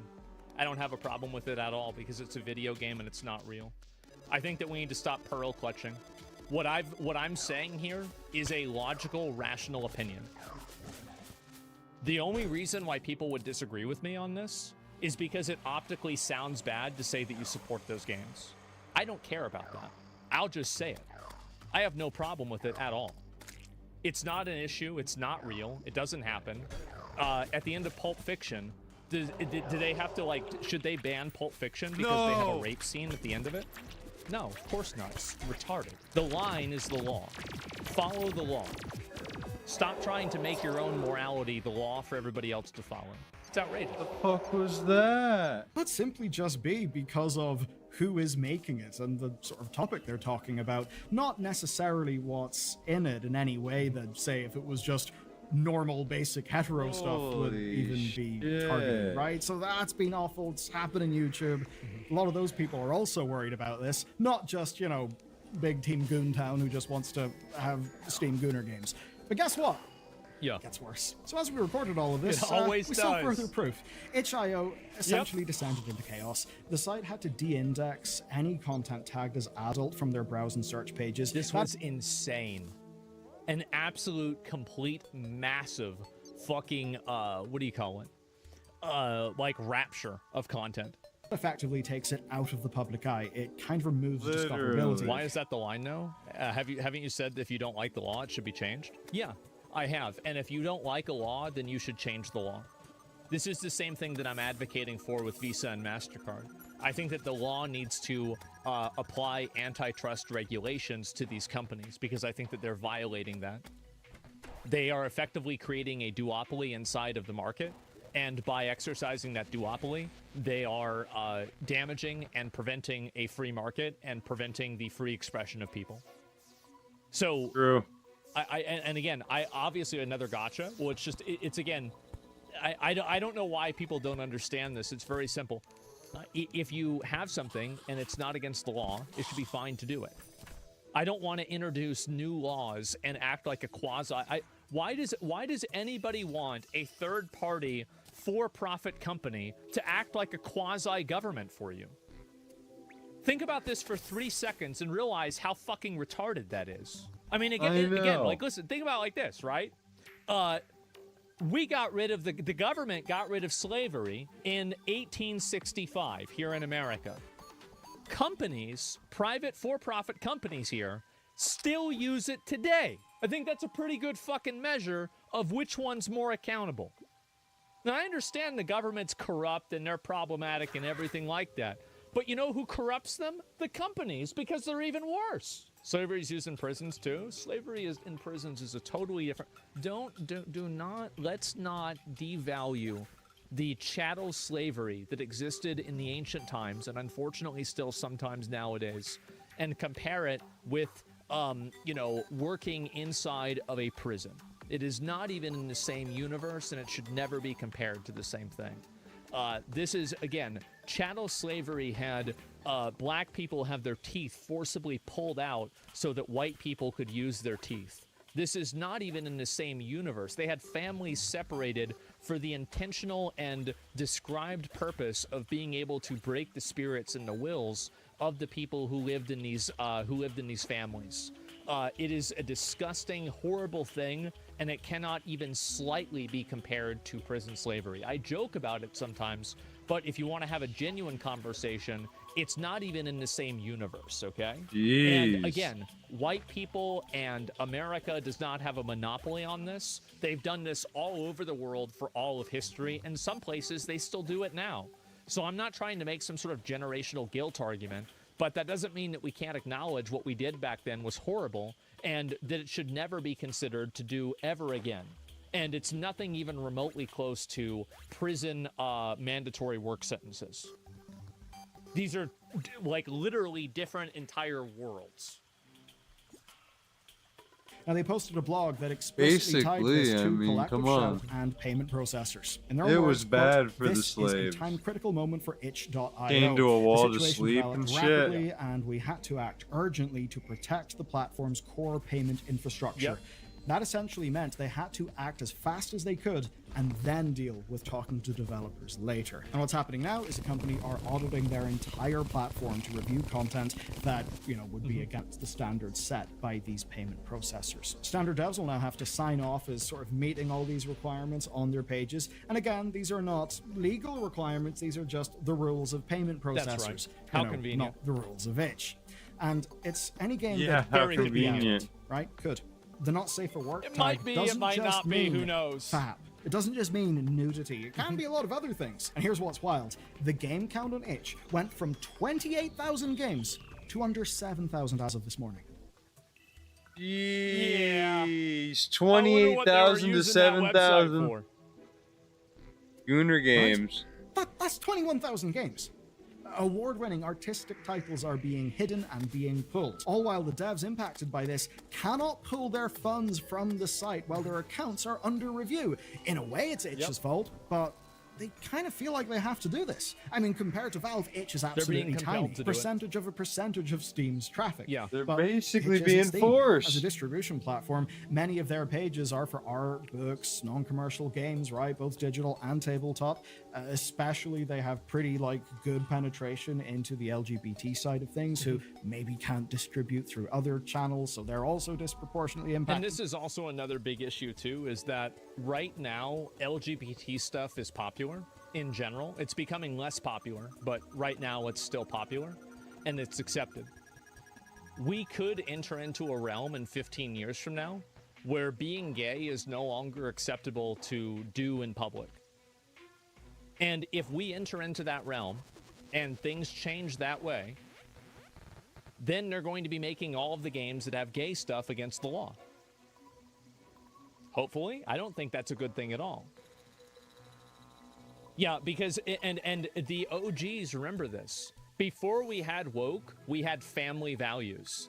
And it was the opposite. It was right-wing woke, where unless you're pushing Christian, heteronormative, America first, Western values are number one, you would get deplatformed. You would have sponsors leave. Yeah, and you can say based as much as you want, that's fine. But in my opinion, I don't want to have third-party corporations creating a quasi-government that control my freedom of expression. I don't want that. And nobody wants that. By this. So basically, kind of no matter where you are in the spectrum, this isn't particularly good for you. And for the people making this, well, they are just in limbo, their livelihoods cut off. So it's not surprising that they're kind of not willing to take this shit. You know what's funny? The internet is an extremely divided and divisive place. But if you're to make it a Venn diagram and you're to put in a circle that just says Homo sapiens that get kind of horny, guess what? That covers almost everybody. So I'd at least hope that this could be an instance where people who perhaps wouldn't normally be on the same side of an issue can maybe band together, because it does actually impact everyone. Yeah, he gets really hard. I think Bellier is reading the situation wrong. And I think that he's logically right, and this is true. But the optics of defending a video game that has rape and incest in it will prevent people from discussing the problematic nature of the problem behind them removing it. And so because of that, you're going to have a really hard time addressing this topic, because too many people's minds are completely controlled by the optics of an argument and not the argument itself. Because they're afraid to make an argument that sounds bad more than they're afraid to be wrong. Because it's about the shared rules of the game. And that's what leads me to developers. And that's why the argument's about what it is about. They're preparing a petition to the United Kingdom government. One of our members from Bellier.games and that's why they're doing it. Statement to us from the petition. They want legal products to be protected from payment processor censorship. Yes.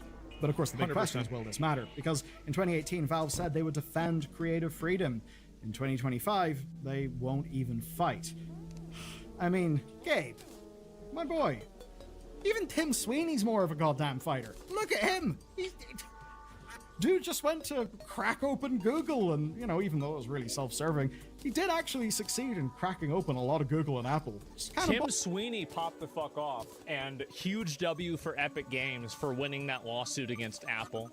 But I think Apple is, again, Apple is still, like, I mean, it's probably bigger than Visa and MasterCard as a company, but Visa and MasterCard control so much more of a segment of the, what do you call it, of a segment of the market that it's harder to negotiate with them. Shame about the whole exclusivity thing. Anyway, the message is pretty clear here. Any content that payment processors find objectionable could be. He's blaming Steam for not fighting? Look, yeah. It might start on a... And also, we don't know, maybe they did fight it. We don't know what happened because they just said, we're not going to allow this to happen. We don't know what happened behind the scenes. Transfery game and a, you know, sort of... Transfery game and a... you know, sort of gooner game in Steam. Maybe two separate bits of the thing. It may start there. But what if it continues?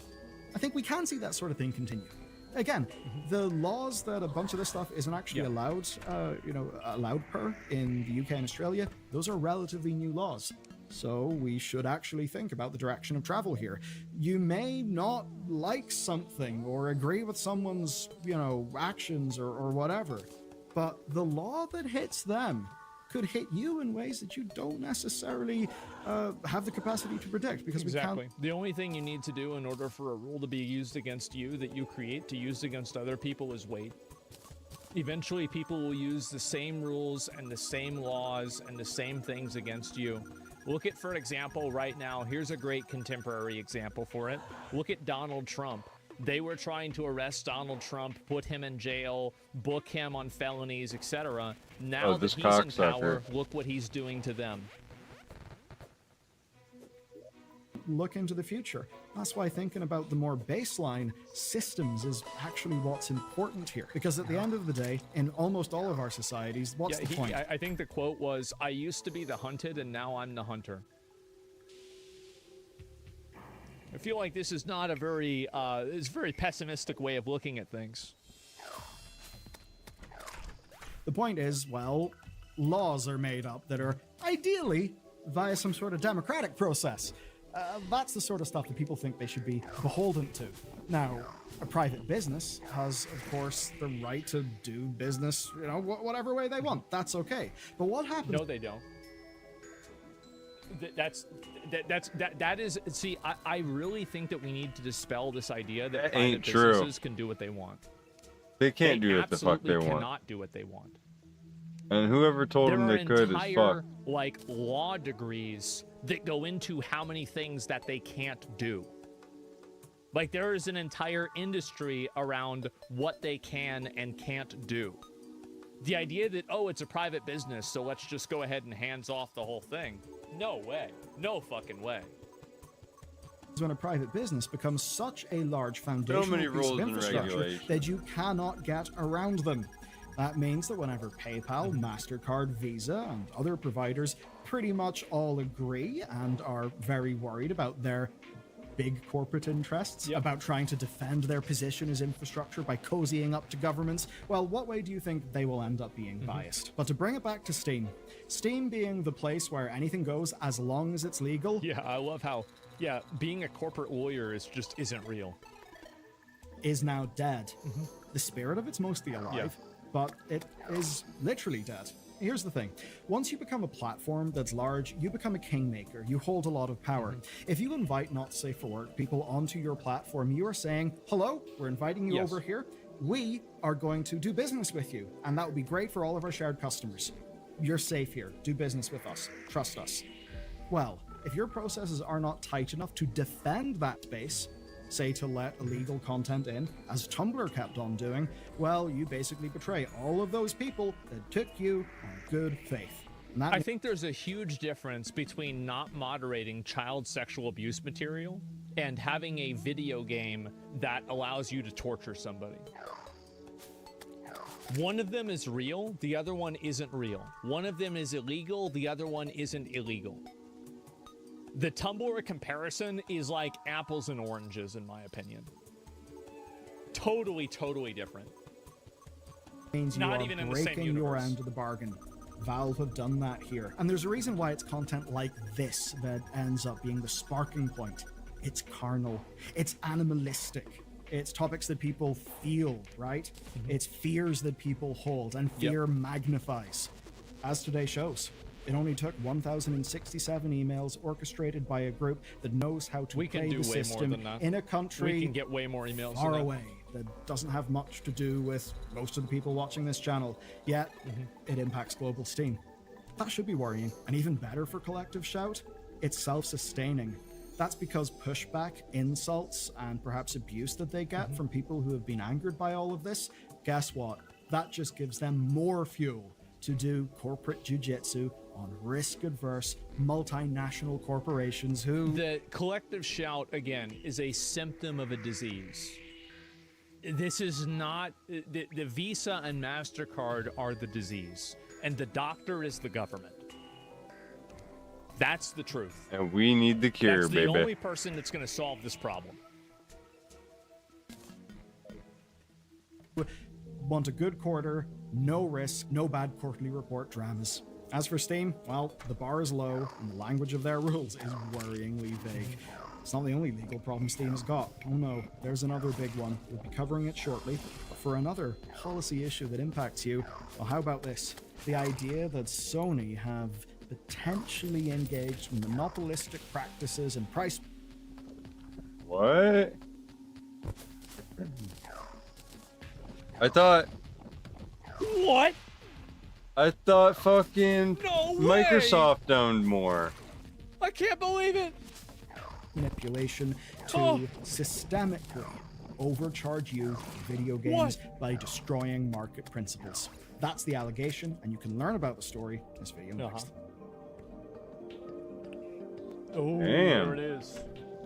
This is a really great Bellior video. I disagreed with him on a few analyses, but I think that overall he covered this pretty well. And I think that also, like, he's from the UK.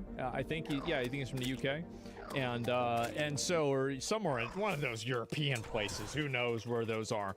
But anyway, you know, he's talking about this, and like from Americans' perspective, I think that we have, like, our laws, at least like his European laws, I think are more, they're more powerful than the American laws. The American laws are he's Irish? Yeah, he might be from, he's from Ireland? Okay, yeah, it's one of those. Who knows where Ireland is? I probably should know where Ireland is. I'm also Irish. That's why that we're, unfortunately, Bellior and I share, I actually saw a photo of my, my mom's dad. I feel an evil presence watching me.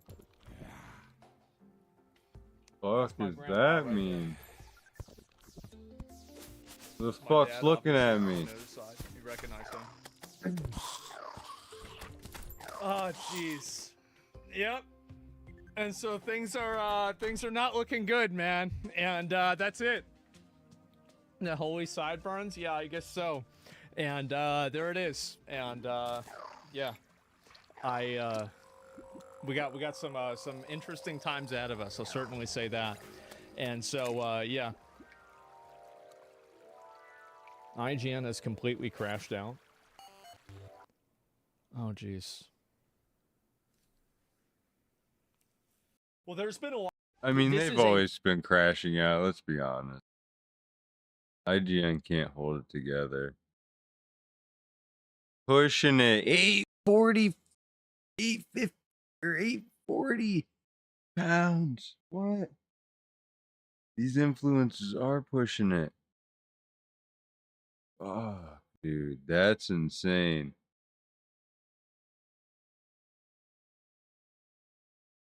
See what else they have here. Officially, at one point, the #1 app on the App Store. Let's try and fight this boss has been again. A massive scandal. A lot of people have been talking about this.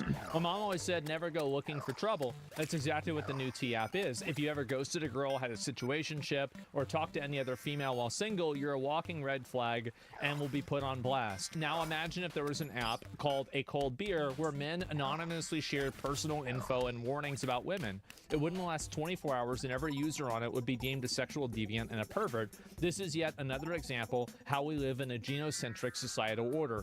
I agree with him. I think that this is toxic female behavior, and it should be called out as such. If women get to have an app like this, then men get to have an app like this too, right? Where they can post like, okay, like, what is this girl down for? What's she not down for? Does she have STDs? Is she like super political? Does she cry about her boyfriend? You know, is she gonna ask you to pay for her stuff after you go on a second date? Like all these things that are important. Yeah, body count tracker, exactly. Yeah, it's like, I mean, every car has mileage on it, right? But the moment that you apply it to a person, somehow this is the wrong thing. And by the way, I don't have any problem saying anything like this because they're doing the exact same thing to men. They are. Look at this. Anonymous advice. Should I date Ethan? My friend saw him out with another girl and then poll, don't date him. Here he comes, here he comes, here he comes, here he comes, here he comes, here he comes. Shock, but the app was hacked. The T app has been hacked, and all user information was leaked. There was all fat, ugly, middle-aged women. So it's a bunch of fat, ugly, middle-aged women that hate men because obviously they're not 23 anymore, and so nobody's willing to put up with their bullshit. Right. they make this app and they say a bunch of other stuff. No, really. Like, you can look at, I'm not going to say where it is, but you can look up. Like, they posted everybody's driver's licenses, fucking everything, right? Shit. Massive fucking leak. Also, come on, fucker. Come at me. Oh, ratio of women built here like comes, here it comes. Requested, please. 5'4", built like Blastoids. 170 pounds is the American female average. We'd love to see if some fall in that demographic. Hey, I don't know about Blastoids. I'm sure you've got a few Laprases and maybe a few Snorlaxes also. The average woman using this app is sub-mid. What a shocker. You can't write parody. You can't write what is it? Satire better than this. And the reason, by the way, women do this, people need to understand this. The reason why they do that is because they want to go out and push this toxic mindset to everybody else that they have, because they have some residual lingering resentment and hate towards men because they were probably treated badly, broken up with for a younger girl, or for some reason or another sidelined for someone who was a better option. And honestly, W to the guys, because if you've got some angry bitch that's sitting there on an app complaining, oh no, you shouldn't date him, you shouldn't do that. Do you really want to marry that? Fuck no, you don't want to marry that. You've got enough problems in your life before you want to sign into something else. Yeah, T? Yeah, I guess so. We have a song for this? We've got a lot of songs for this, let's be honest. Anyway, we'll watch this and just see what's going on with the T app. I want to fight that boss. To expose men, but it's exposing y'all women. It's showing just how dirty and nasty the men that y'all have been dealing with are. Y'all get online with these high standards that you don't have in real life, which is what I always say. The year was 2005, and the World Wide Web was just developing. And a new website came out called Don'tDateHimGirl.com. Yep. You guys back in the early 2000s, you remember this. And the way I found out about this site was that a popular pastor in Sacramento was exposed on the site for basically clapping his member cheeks. I just don't understand how it is socially acceptable that girls can go and do this, but guys Run their that share mouth. information about girls and their sexuality is somehow seen as a bad thing. Because girls make it everything a big deal. And it's not a double It standard. is a fucking sense double. either. All the text messages, It's not. It doesn't have to make sense. That's just what the girls want. Not videos though. Yeah. Were put on the site, and the site was built for women to come on and do exactly just that. They can anonymously submit relationship stories about cheating partners. Yep. And basically expose men. And Look at it. Look at what it says, bro. Watch out for this guy because he is a big-time game player and a sociopath, and the description of a sociopath is as follows. And it's just some random guy. Sorry, Jason, but your life is ruined now. You should have called her back. You should have called her back. By the name of Tasha Joseph, and for a while, this site was one of the hottest in America. But the problem with the site was not just its fanfare with women. It was the accuracy about the reviews. Now, in this instance, if you post it onto the site and you expose the man, a man can actually join the site and defend himself. But that wasn't good enough.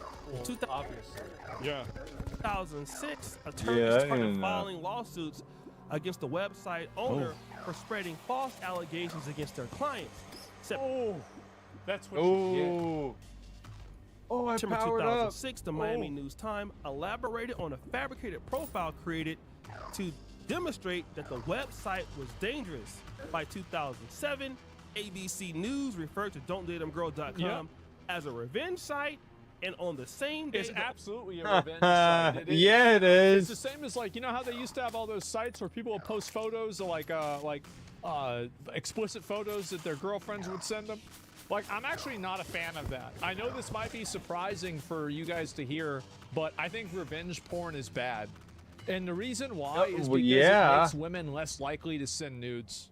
I'm not against, like, obviously, yeah, you could say it's against it morally, right? Yeah, I guess you could. I guess I'm against it morally.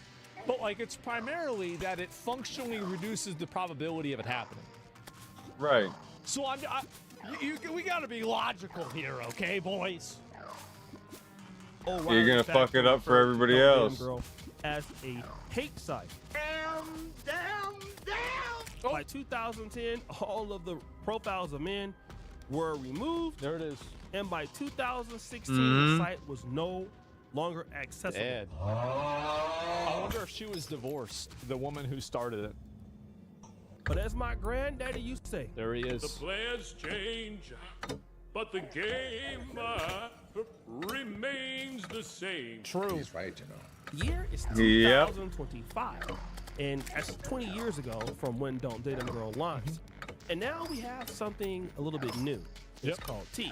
Remember, the players change, but the games remain. Well, you see, look the at this. fuck is this? You got the red flags, the green flags.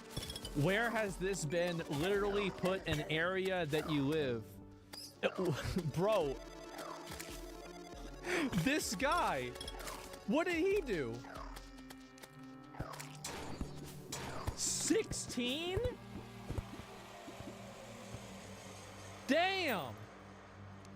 16 red flags. Same. And T is he probably has standards.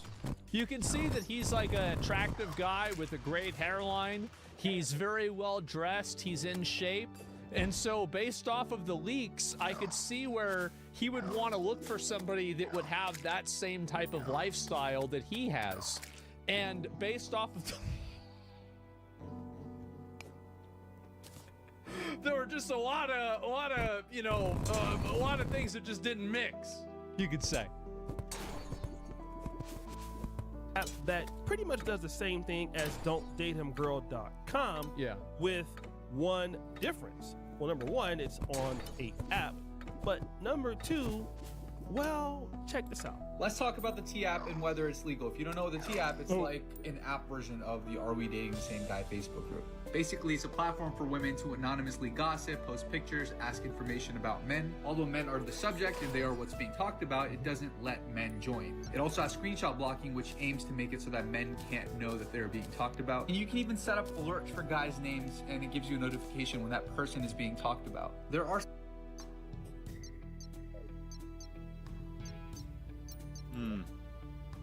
What kind of nasty ass shit is it? Who does this? Like, really? And again, it's all just a bunch of fat, ugly, middle-aged women sitting around here complaining about guys that don't want to give them a call back. That's it. It's loser-ass hoes getting mad. Crazy. It's embarrassing, bro. Like, it's actually, like, imagine going on this site. Imagine downloading this app, scanning in your driver's license in your face so you can complain about your Tinder date. I would be embarrassed. Wouldn't you be embarrassed to do that? Where's your self-respect? You're on the app? No, I'm not. Because the app has to rate dates. How could I be on the app? some legal and ethical concerns with this app. Now, as you can see, the stark difference is, at least with Don'tDateHimGirl.com, you could come on and defend yourself as a man, but it's only for men, and so you can't even screenshot and say, hey, somebody is talking about you on this app. Well, you can't somebody can come on and say that you have, you know, all kind of doodle in your drawers, or your breasts smell like booty and cheese. I mean, somebody could say that you got kicked out of Clapathon Tech for self-clapalization. Yep.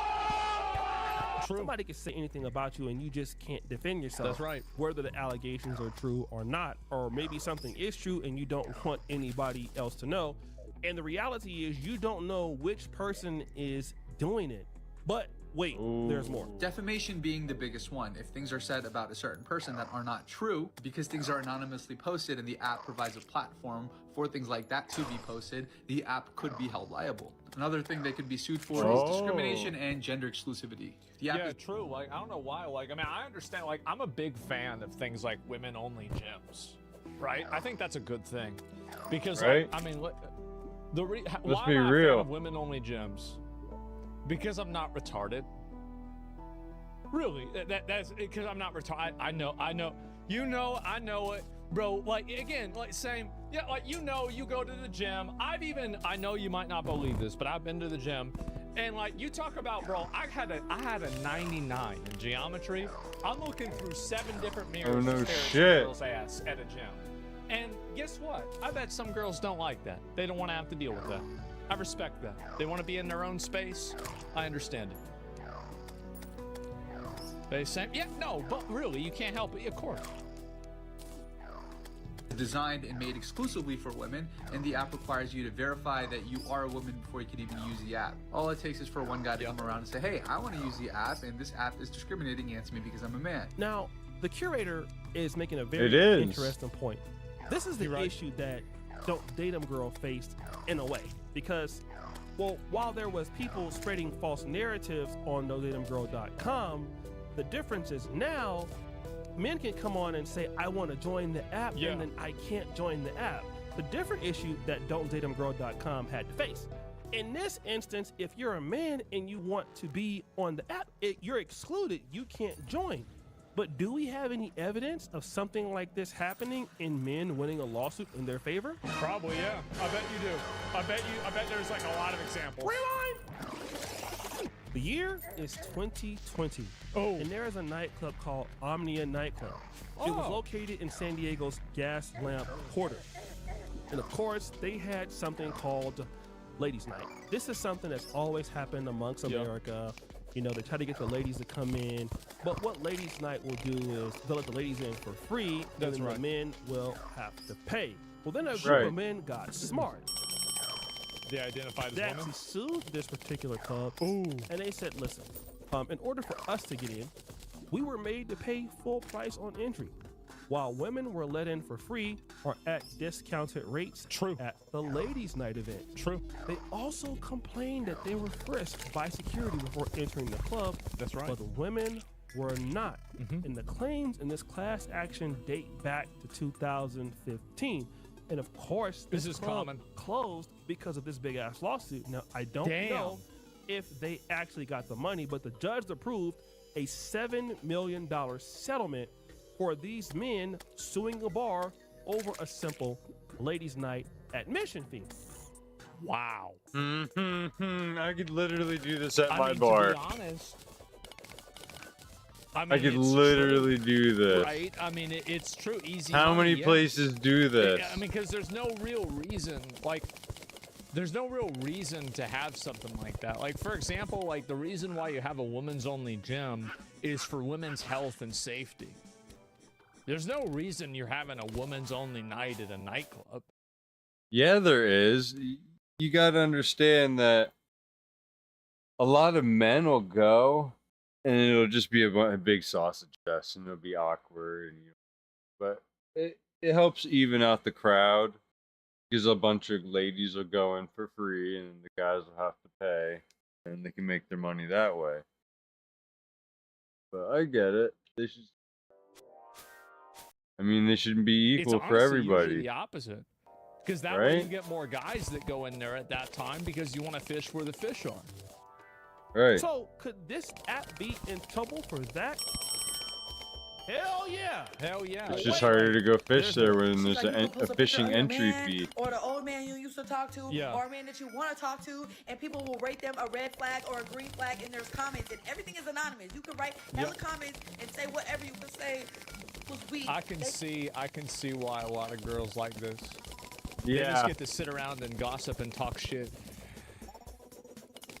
Fuck yeah, that's what they love. Yep. They're a deadbeat. They beat on women. You can say whatever you want about them, and they can't do anything because they don't have access to the app. Because you gotta take a picture of yourself to prove that you're a woman.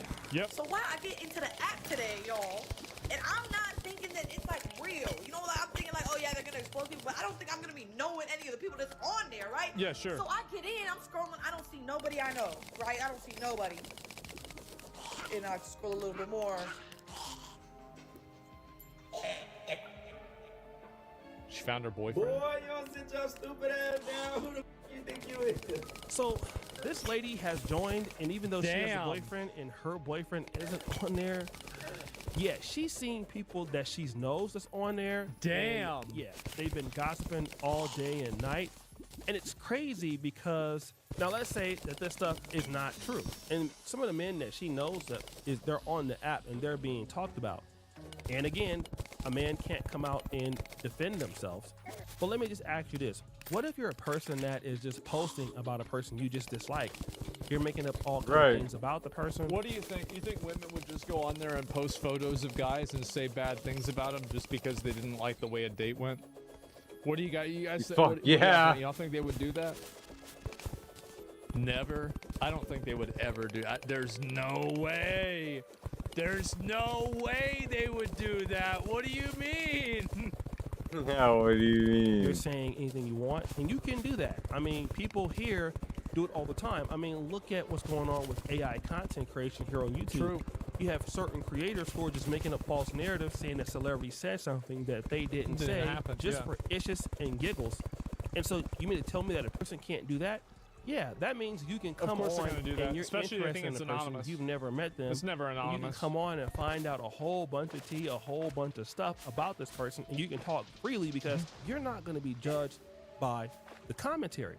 But I think this is the main... Who cares? Would you really want to date a woman who looks at this app and makes a decision on you? I think that, again, that's fine. You want to have that decision? Okay. But we need a version of this. Men need a version of this. If you want to have a toxic man-hating app, then we need a toxic woman-hating app.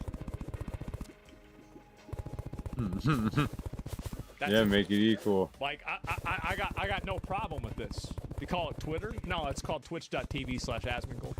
But the reality is that, or my YouTube channel, or Kick, especially my YouTube channel, though. And anyway, called Hog Farmers. That's true. Yeah, there could be a lot of ways to look at it. But anyway, the fact is that if you look at if you look at this shit, like it's voyeuristic. It's an invasion of people's privacy. It is totally just completely like it's totally unverified. You can't prove or disprove any of this. So you just have these people running wild, talking shit about you. There's nothing you can do about it. I mean, again, like it's toxic as fuck.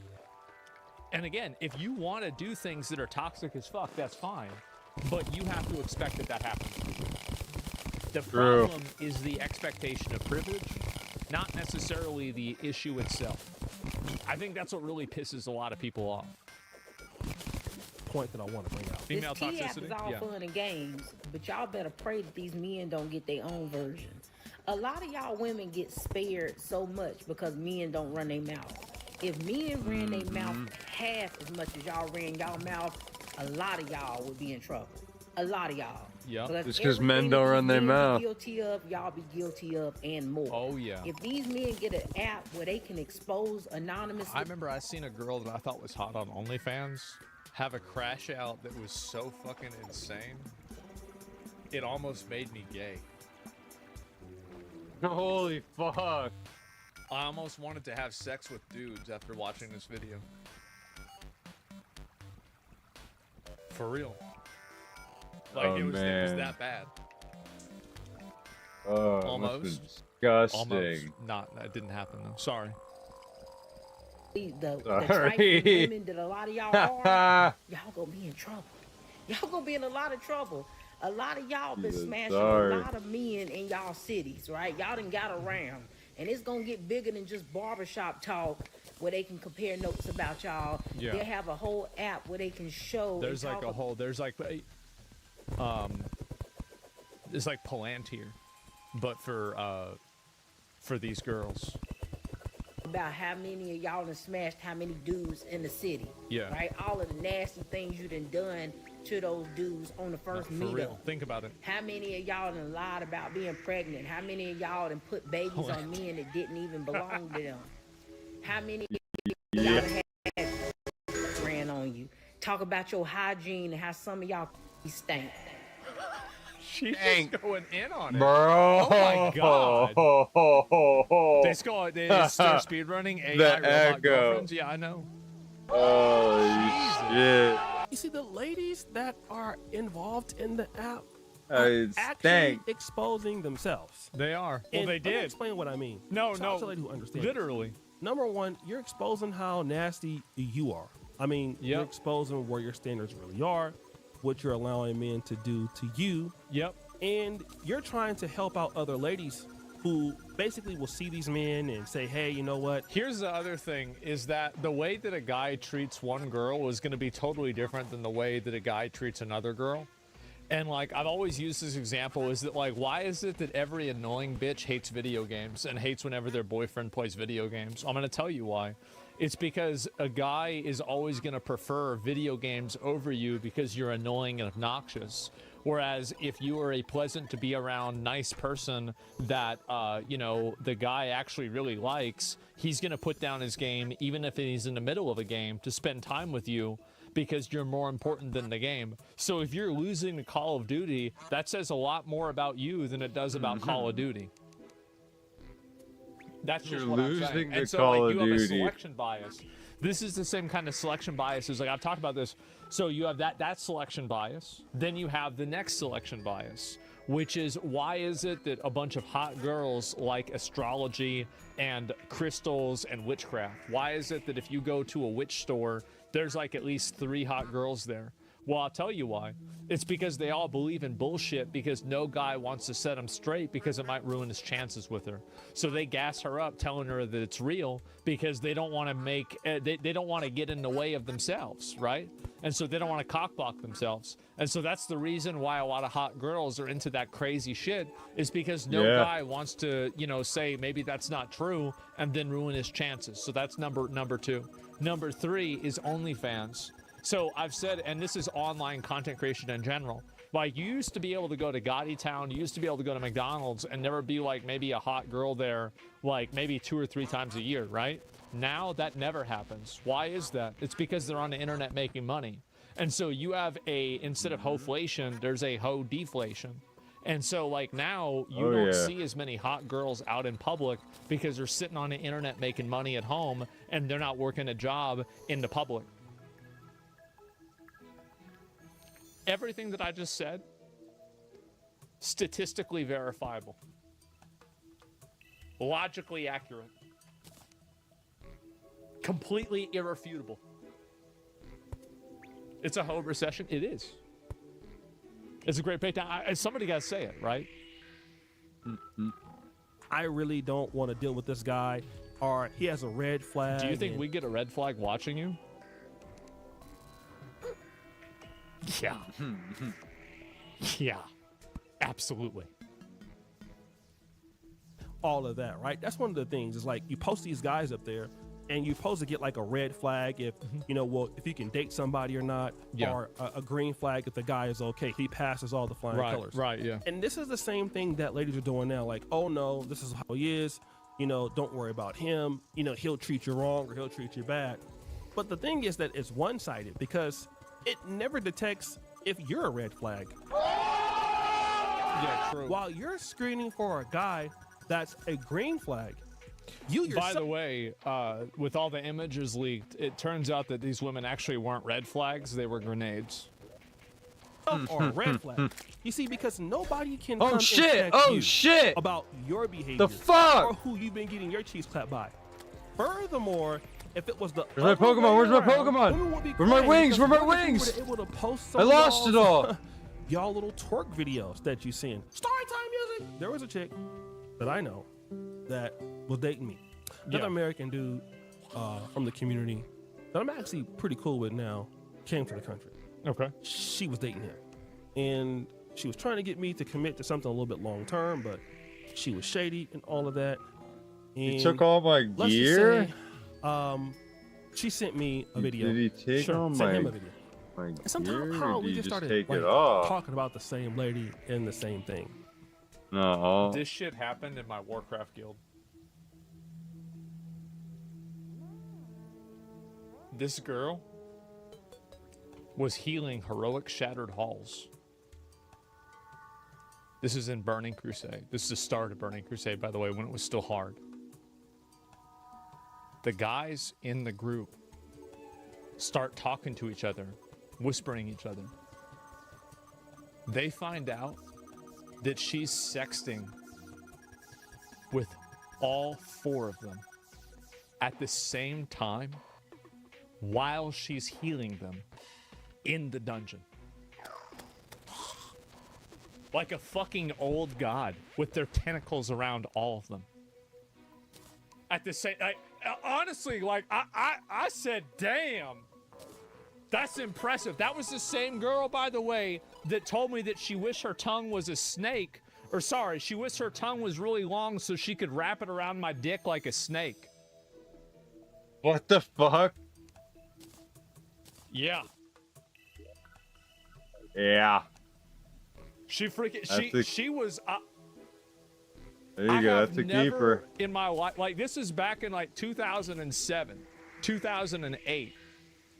By a special, yeah, you don't see something like this every day. Hooked by that. And so anyway, Unhinged, oh, she's sexy too, of course. And so anyway, but I wasn't in that was later on.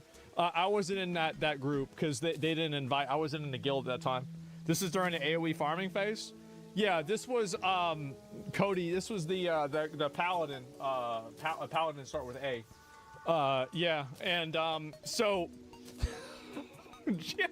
She had full tier 5 too. And so anyway, little circle jerk. Yeah, exactly. And so yeah. And so it was a paladin. Yeah. And she was a healer. Obviously. She was geared as fuck. She was best gear. She was one of the best geared healers in the raid. And so anyway, and she was good at the game too, which is funny. And so I mean, you got to be at that point. And like they got to find it out that she was just talking to everybody. After she quit, we call her the guild bicycle because everybody got a chance to ride. But nobody knew it. Guild bicycle. That's crazy. Exactly. How does that happen? They keep it so down low. By the way, I told this story about 2 years ago. The girl I'm talking about sent me in-game mail on my WoW character saying it was her. She confirmed it in a couple of details. And she said, those really were the days. I miss hanging out with you guys. We had so much fun together. Those were the days. Oh, you guys really showed me a great time. I was like, yeah. Holy. That was some crazy fucking shit, bro. Like, that was some crazy shit. Wow. And he was like, yeah, man, she sent me a video yesterday. I was like, really? And we found out that, oh, this same person is sending the same videos out. Like, not only to just us, but to Oh, so she was doing OnlyFans. She had, like, the pre-order for it. But she wasn't. That's crazy, damn. Whole bunch of people, right? He wasn't advertising. Like or to be a mechanism that guys could talk about online, about some of the things that women are actually doing, it would really disturb a lot of guys because a lot of men in general want to look at women as like, okay, if she might be 3 or 400 up, like we don't really have any proof. And a lot of times we may like it like that, but once we kind of know that you're out there just getting clapped in the streets, you're out there telling the same stories and the same lies. Like, you know, you're telling them one guy like you're busy, but then a guy finds out that you've been talking to somebody else. You said you're sleepy. It would be terrible. Yeah, you're not asleep. Again, is it going to ruin dating? You're not asleep. I don't think so. I think that all of this online toxicity has definitely, like, I mean, I can't speak from this personally. I'm just talking about what people have told me. I think it's definitely made dating worse. It seems like it certainly has. Did you hear about Little Tay getting banned from Twitter because she soft launched her OnlyFans being 17? Good. You know who else should get in trouble? Her parents. Where's the parents? How do you let your kid do that? For the guys who are being posted on T-App as red flags, if those men are attractive enough, those women are still going to want to date those guys. They're not going to say they can't date them because Catfish it's on T-App. They're going to want to find out if it's true, especially if somebody says he got some good. So it's literally just a guy. It's a fake profile picture. Right. We already know. And when it comes to cheek clapping and booty clapping it up, they're going to be okay with it. And so it's not going to change dating. The women out there are going to still do what they're going to do. And to be honest, this app will be shut down within a year gonna get rid of it, because it just breaks so many laws and things like that. And nobody probably wants to put up with that. But it's okay, guys. What do you think? It's your boy, O'Shea Duke Jackson, back at it again with another episode of The Celebrity Junk. I like it. I love it. We're out. I think it cooked in my own fucking house. Female? Yeah, no. I mean, Bro, I got fucking annihilated in my own home.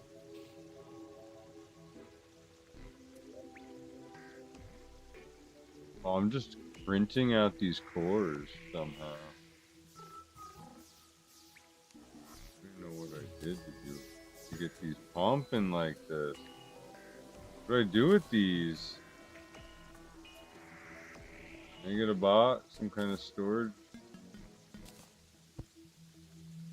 Screen.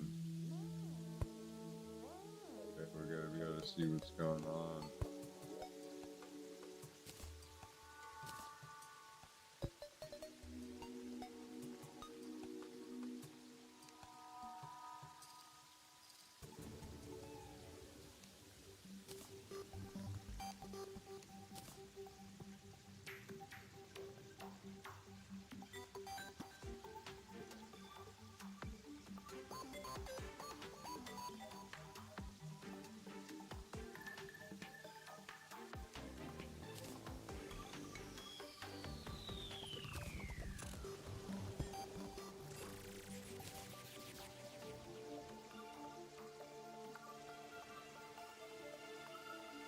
Rusty. Bye.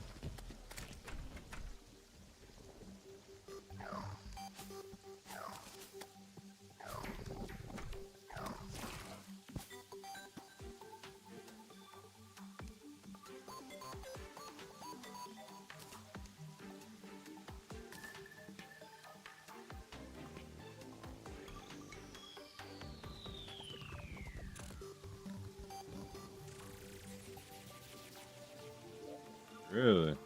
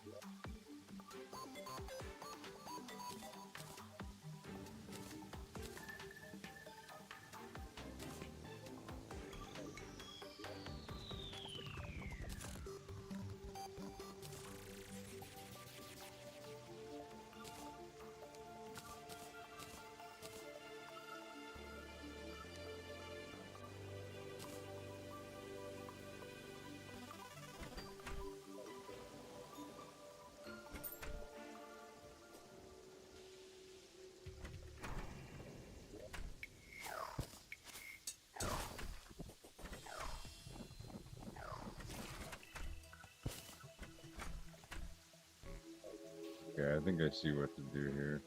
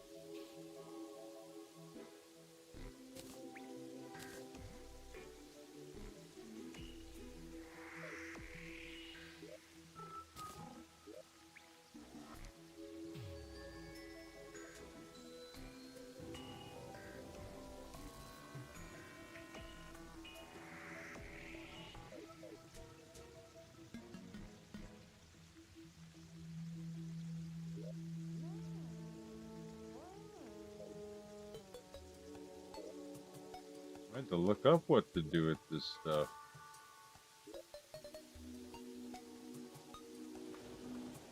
I'm printing them like crazy now. Did I just lose that whole stack? I think I glitched out that whole stack I just picked up at 30. Yeah, I don't see it.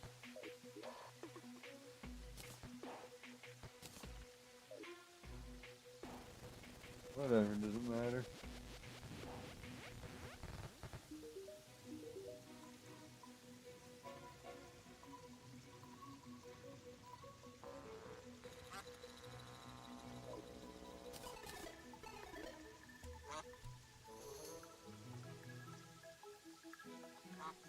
Yeah, let's give me some better wings right now.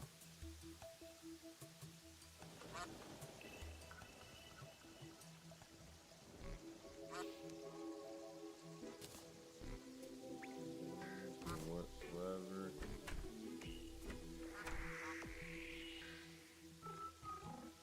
Fuckers send you flying.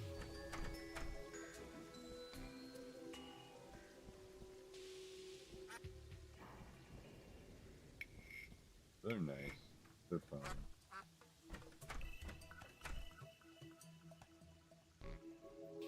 Might need ones with a little bit of movement.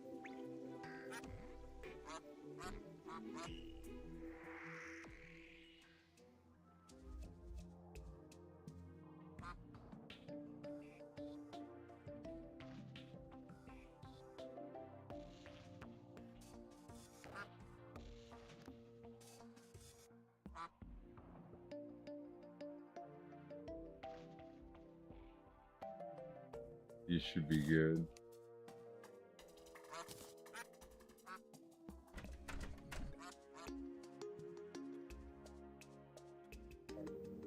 Fucking too ridiculous. Hold on.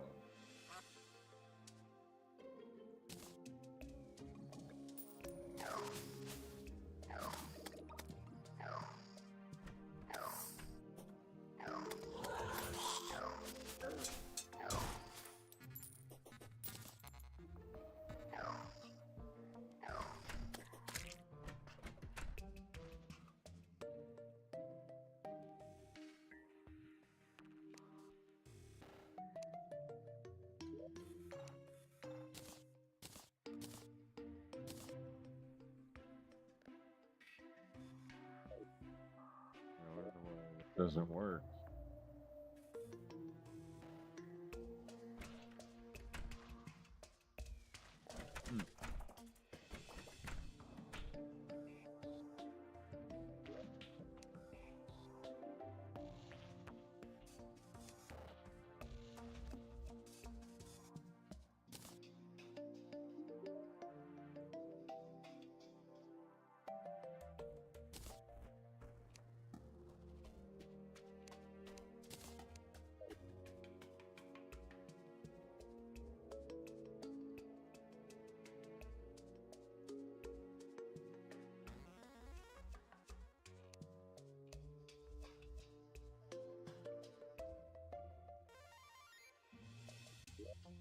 How did I lose a waypoint?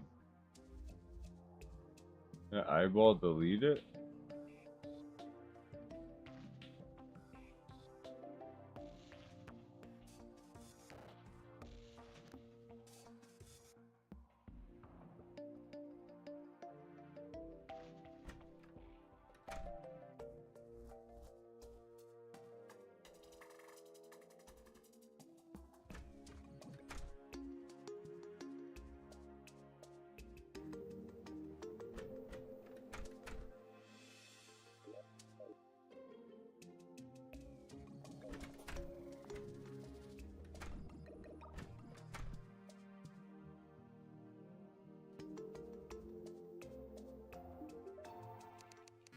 Traveling merchant.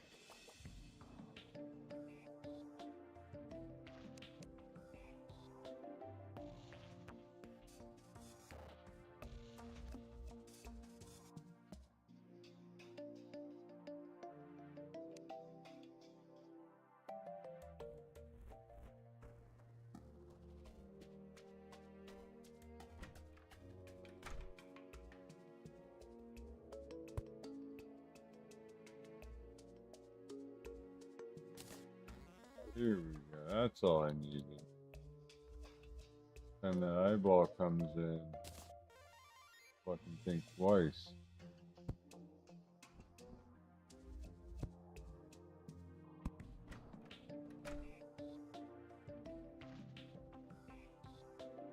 Did it work?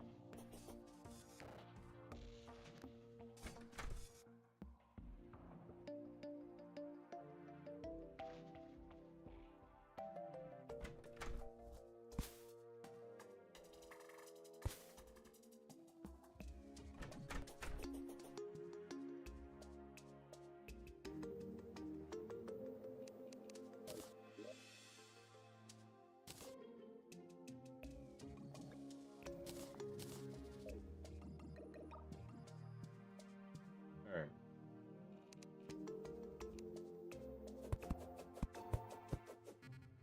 Time I get attacked by a fucking eyeball, I think I'll be ready.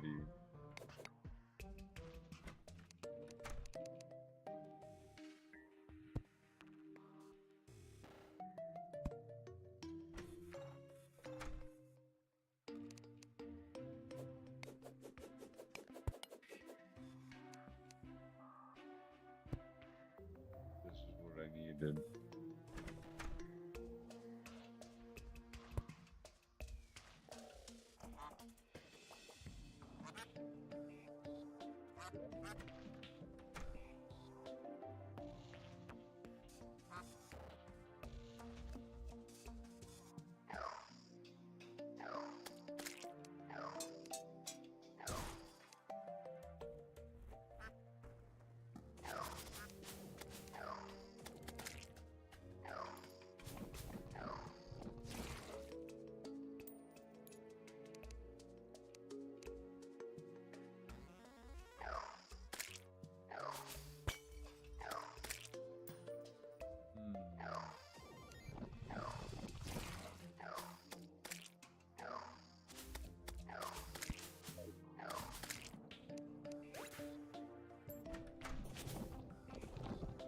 They worked.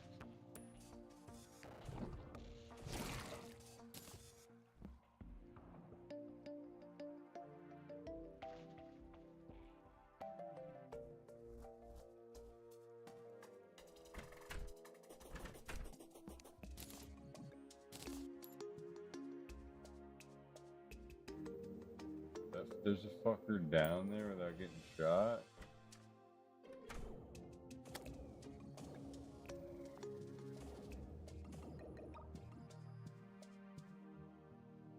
Huh.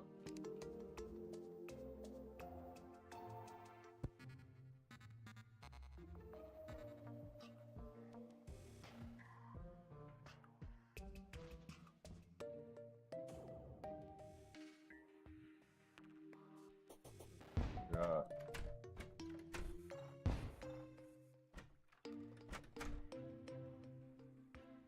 Get him.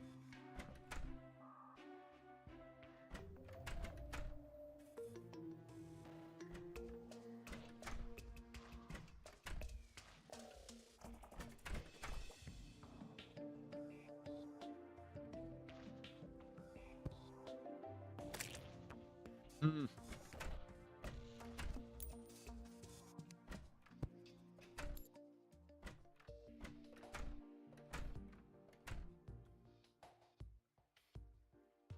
I was not ready for that.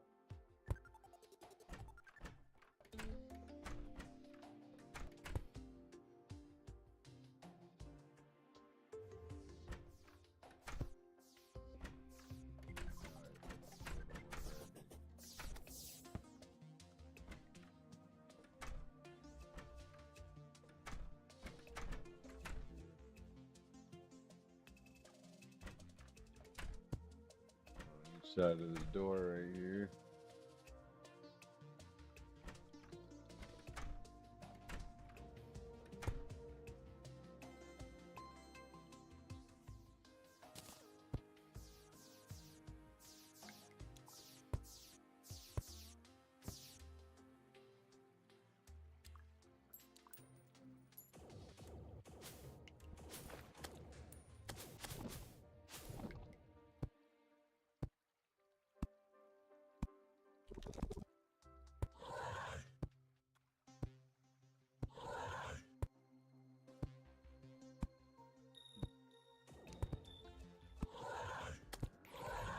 Oh no shit.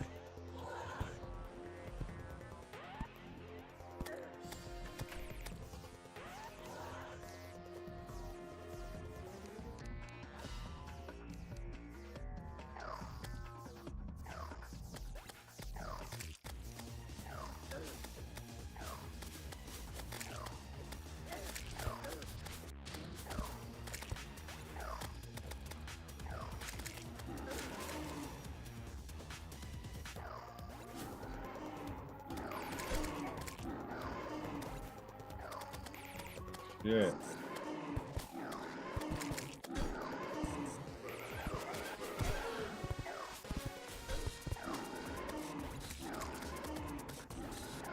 That was fucking scary. Holy fuck.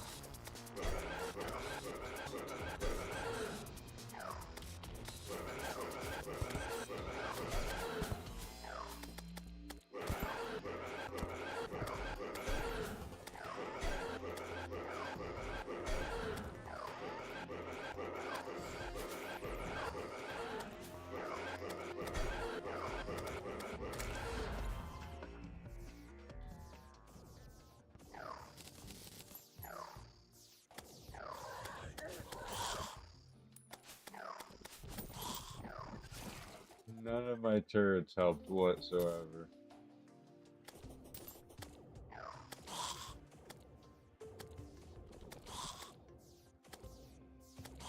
These turrets blocking the fucking door shut.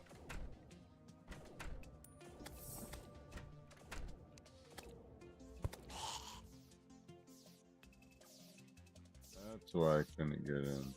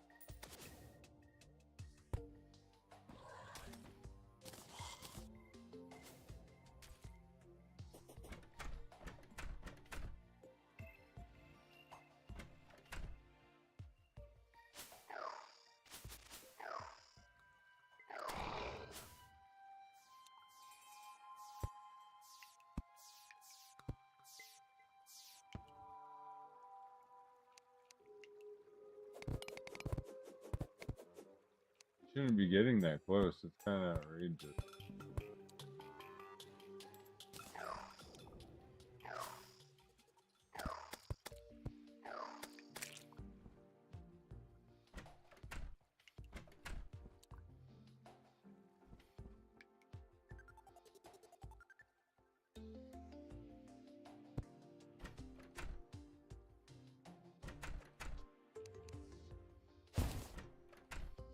Locked it again.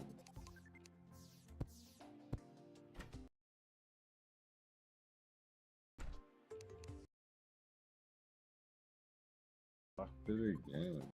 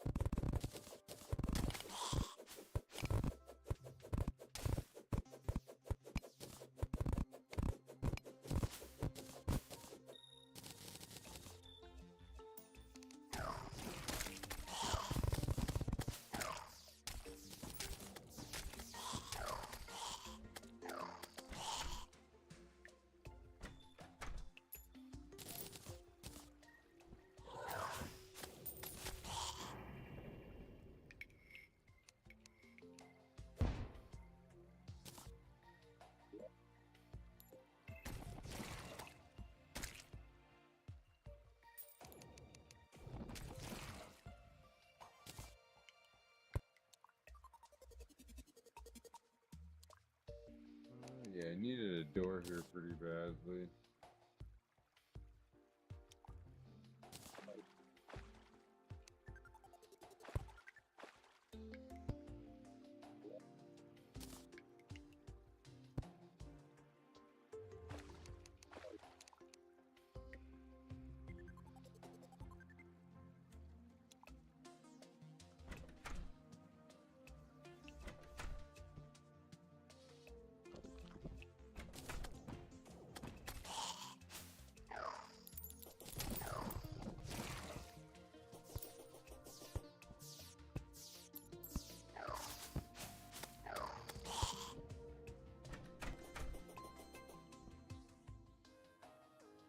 I'm an attractive guy, even hard as an attractive guy to approach women.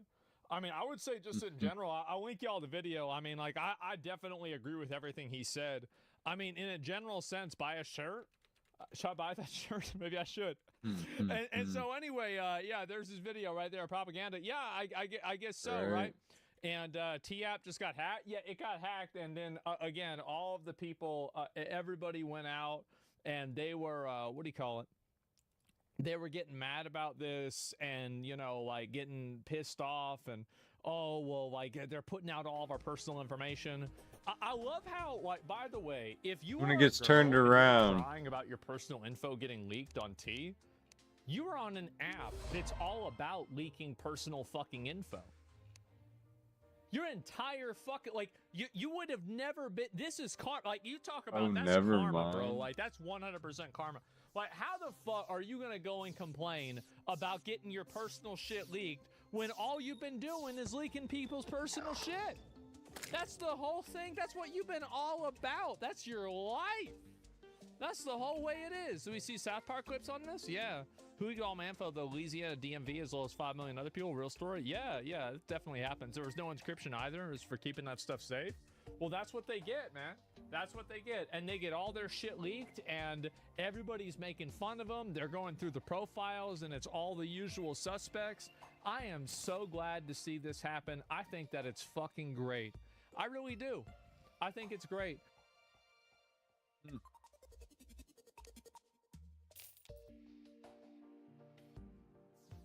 After the Snow White thing, I'm gonna be honest. I will be shocked if she gets cast in almost anything. Nobody will want to.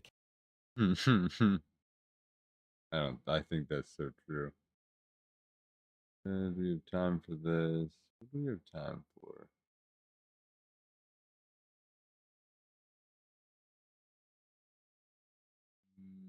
Not much. That gaming, guys.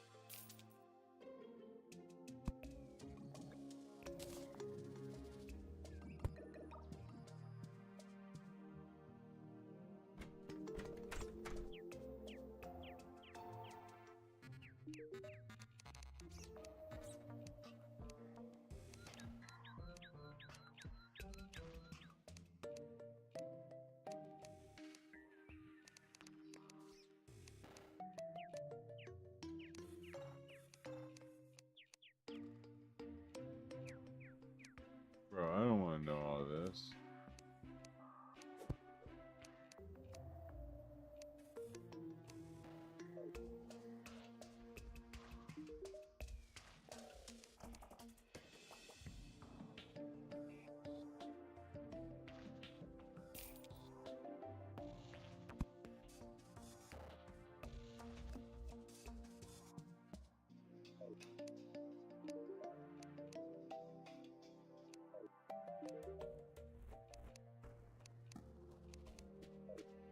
Don't waste my time.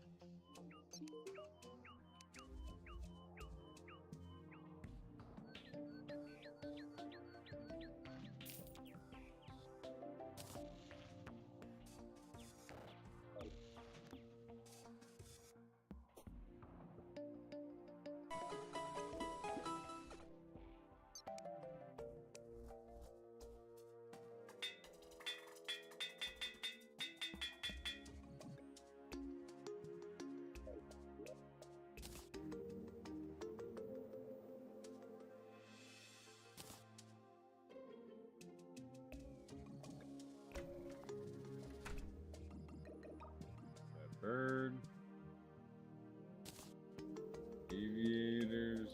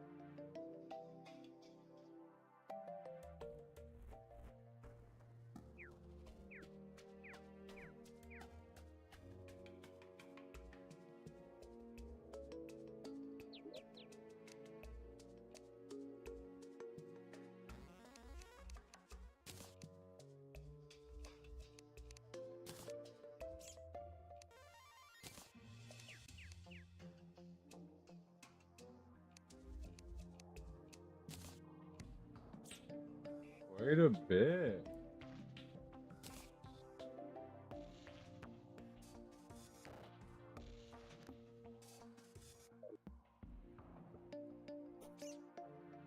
Took that boss on. I think we did good today, boys. Oh, I didn't know I could double tap the run.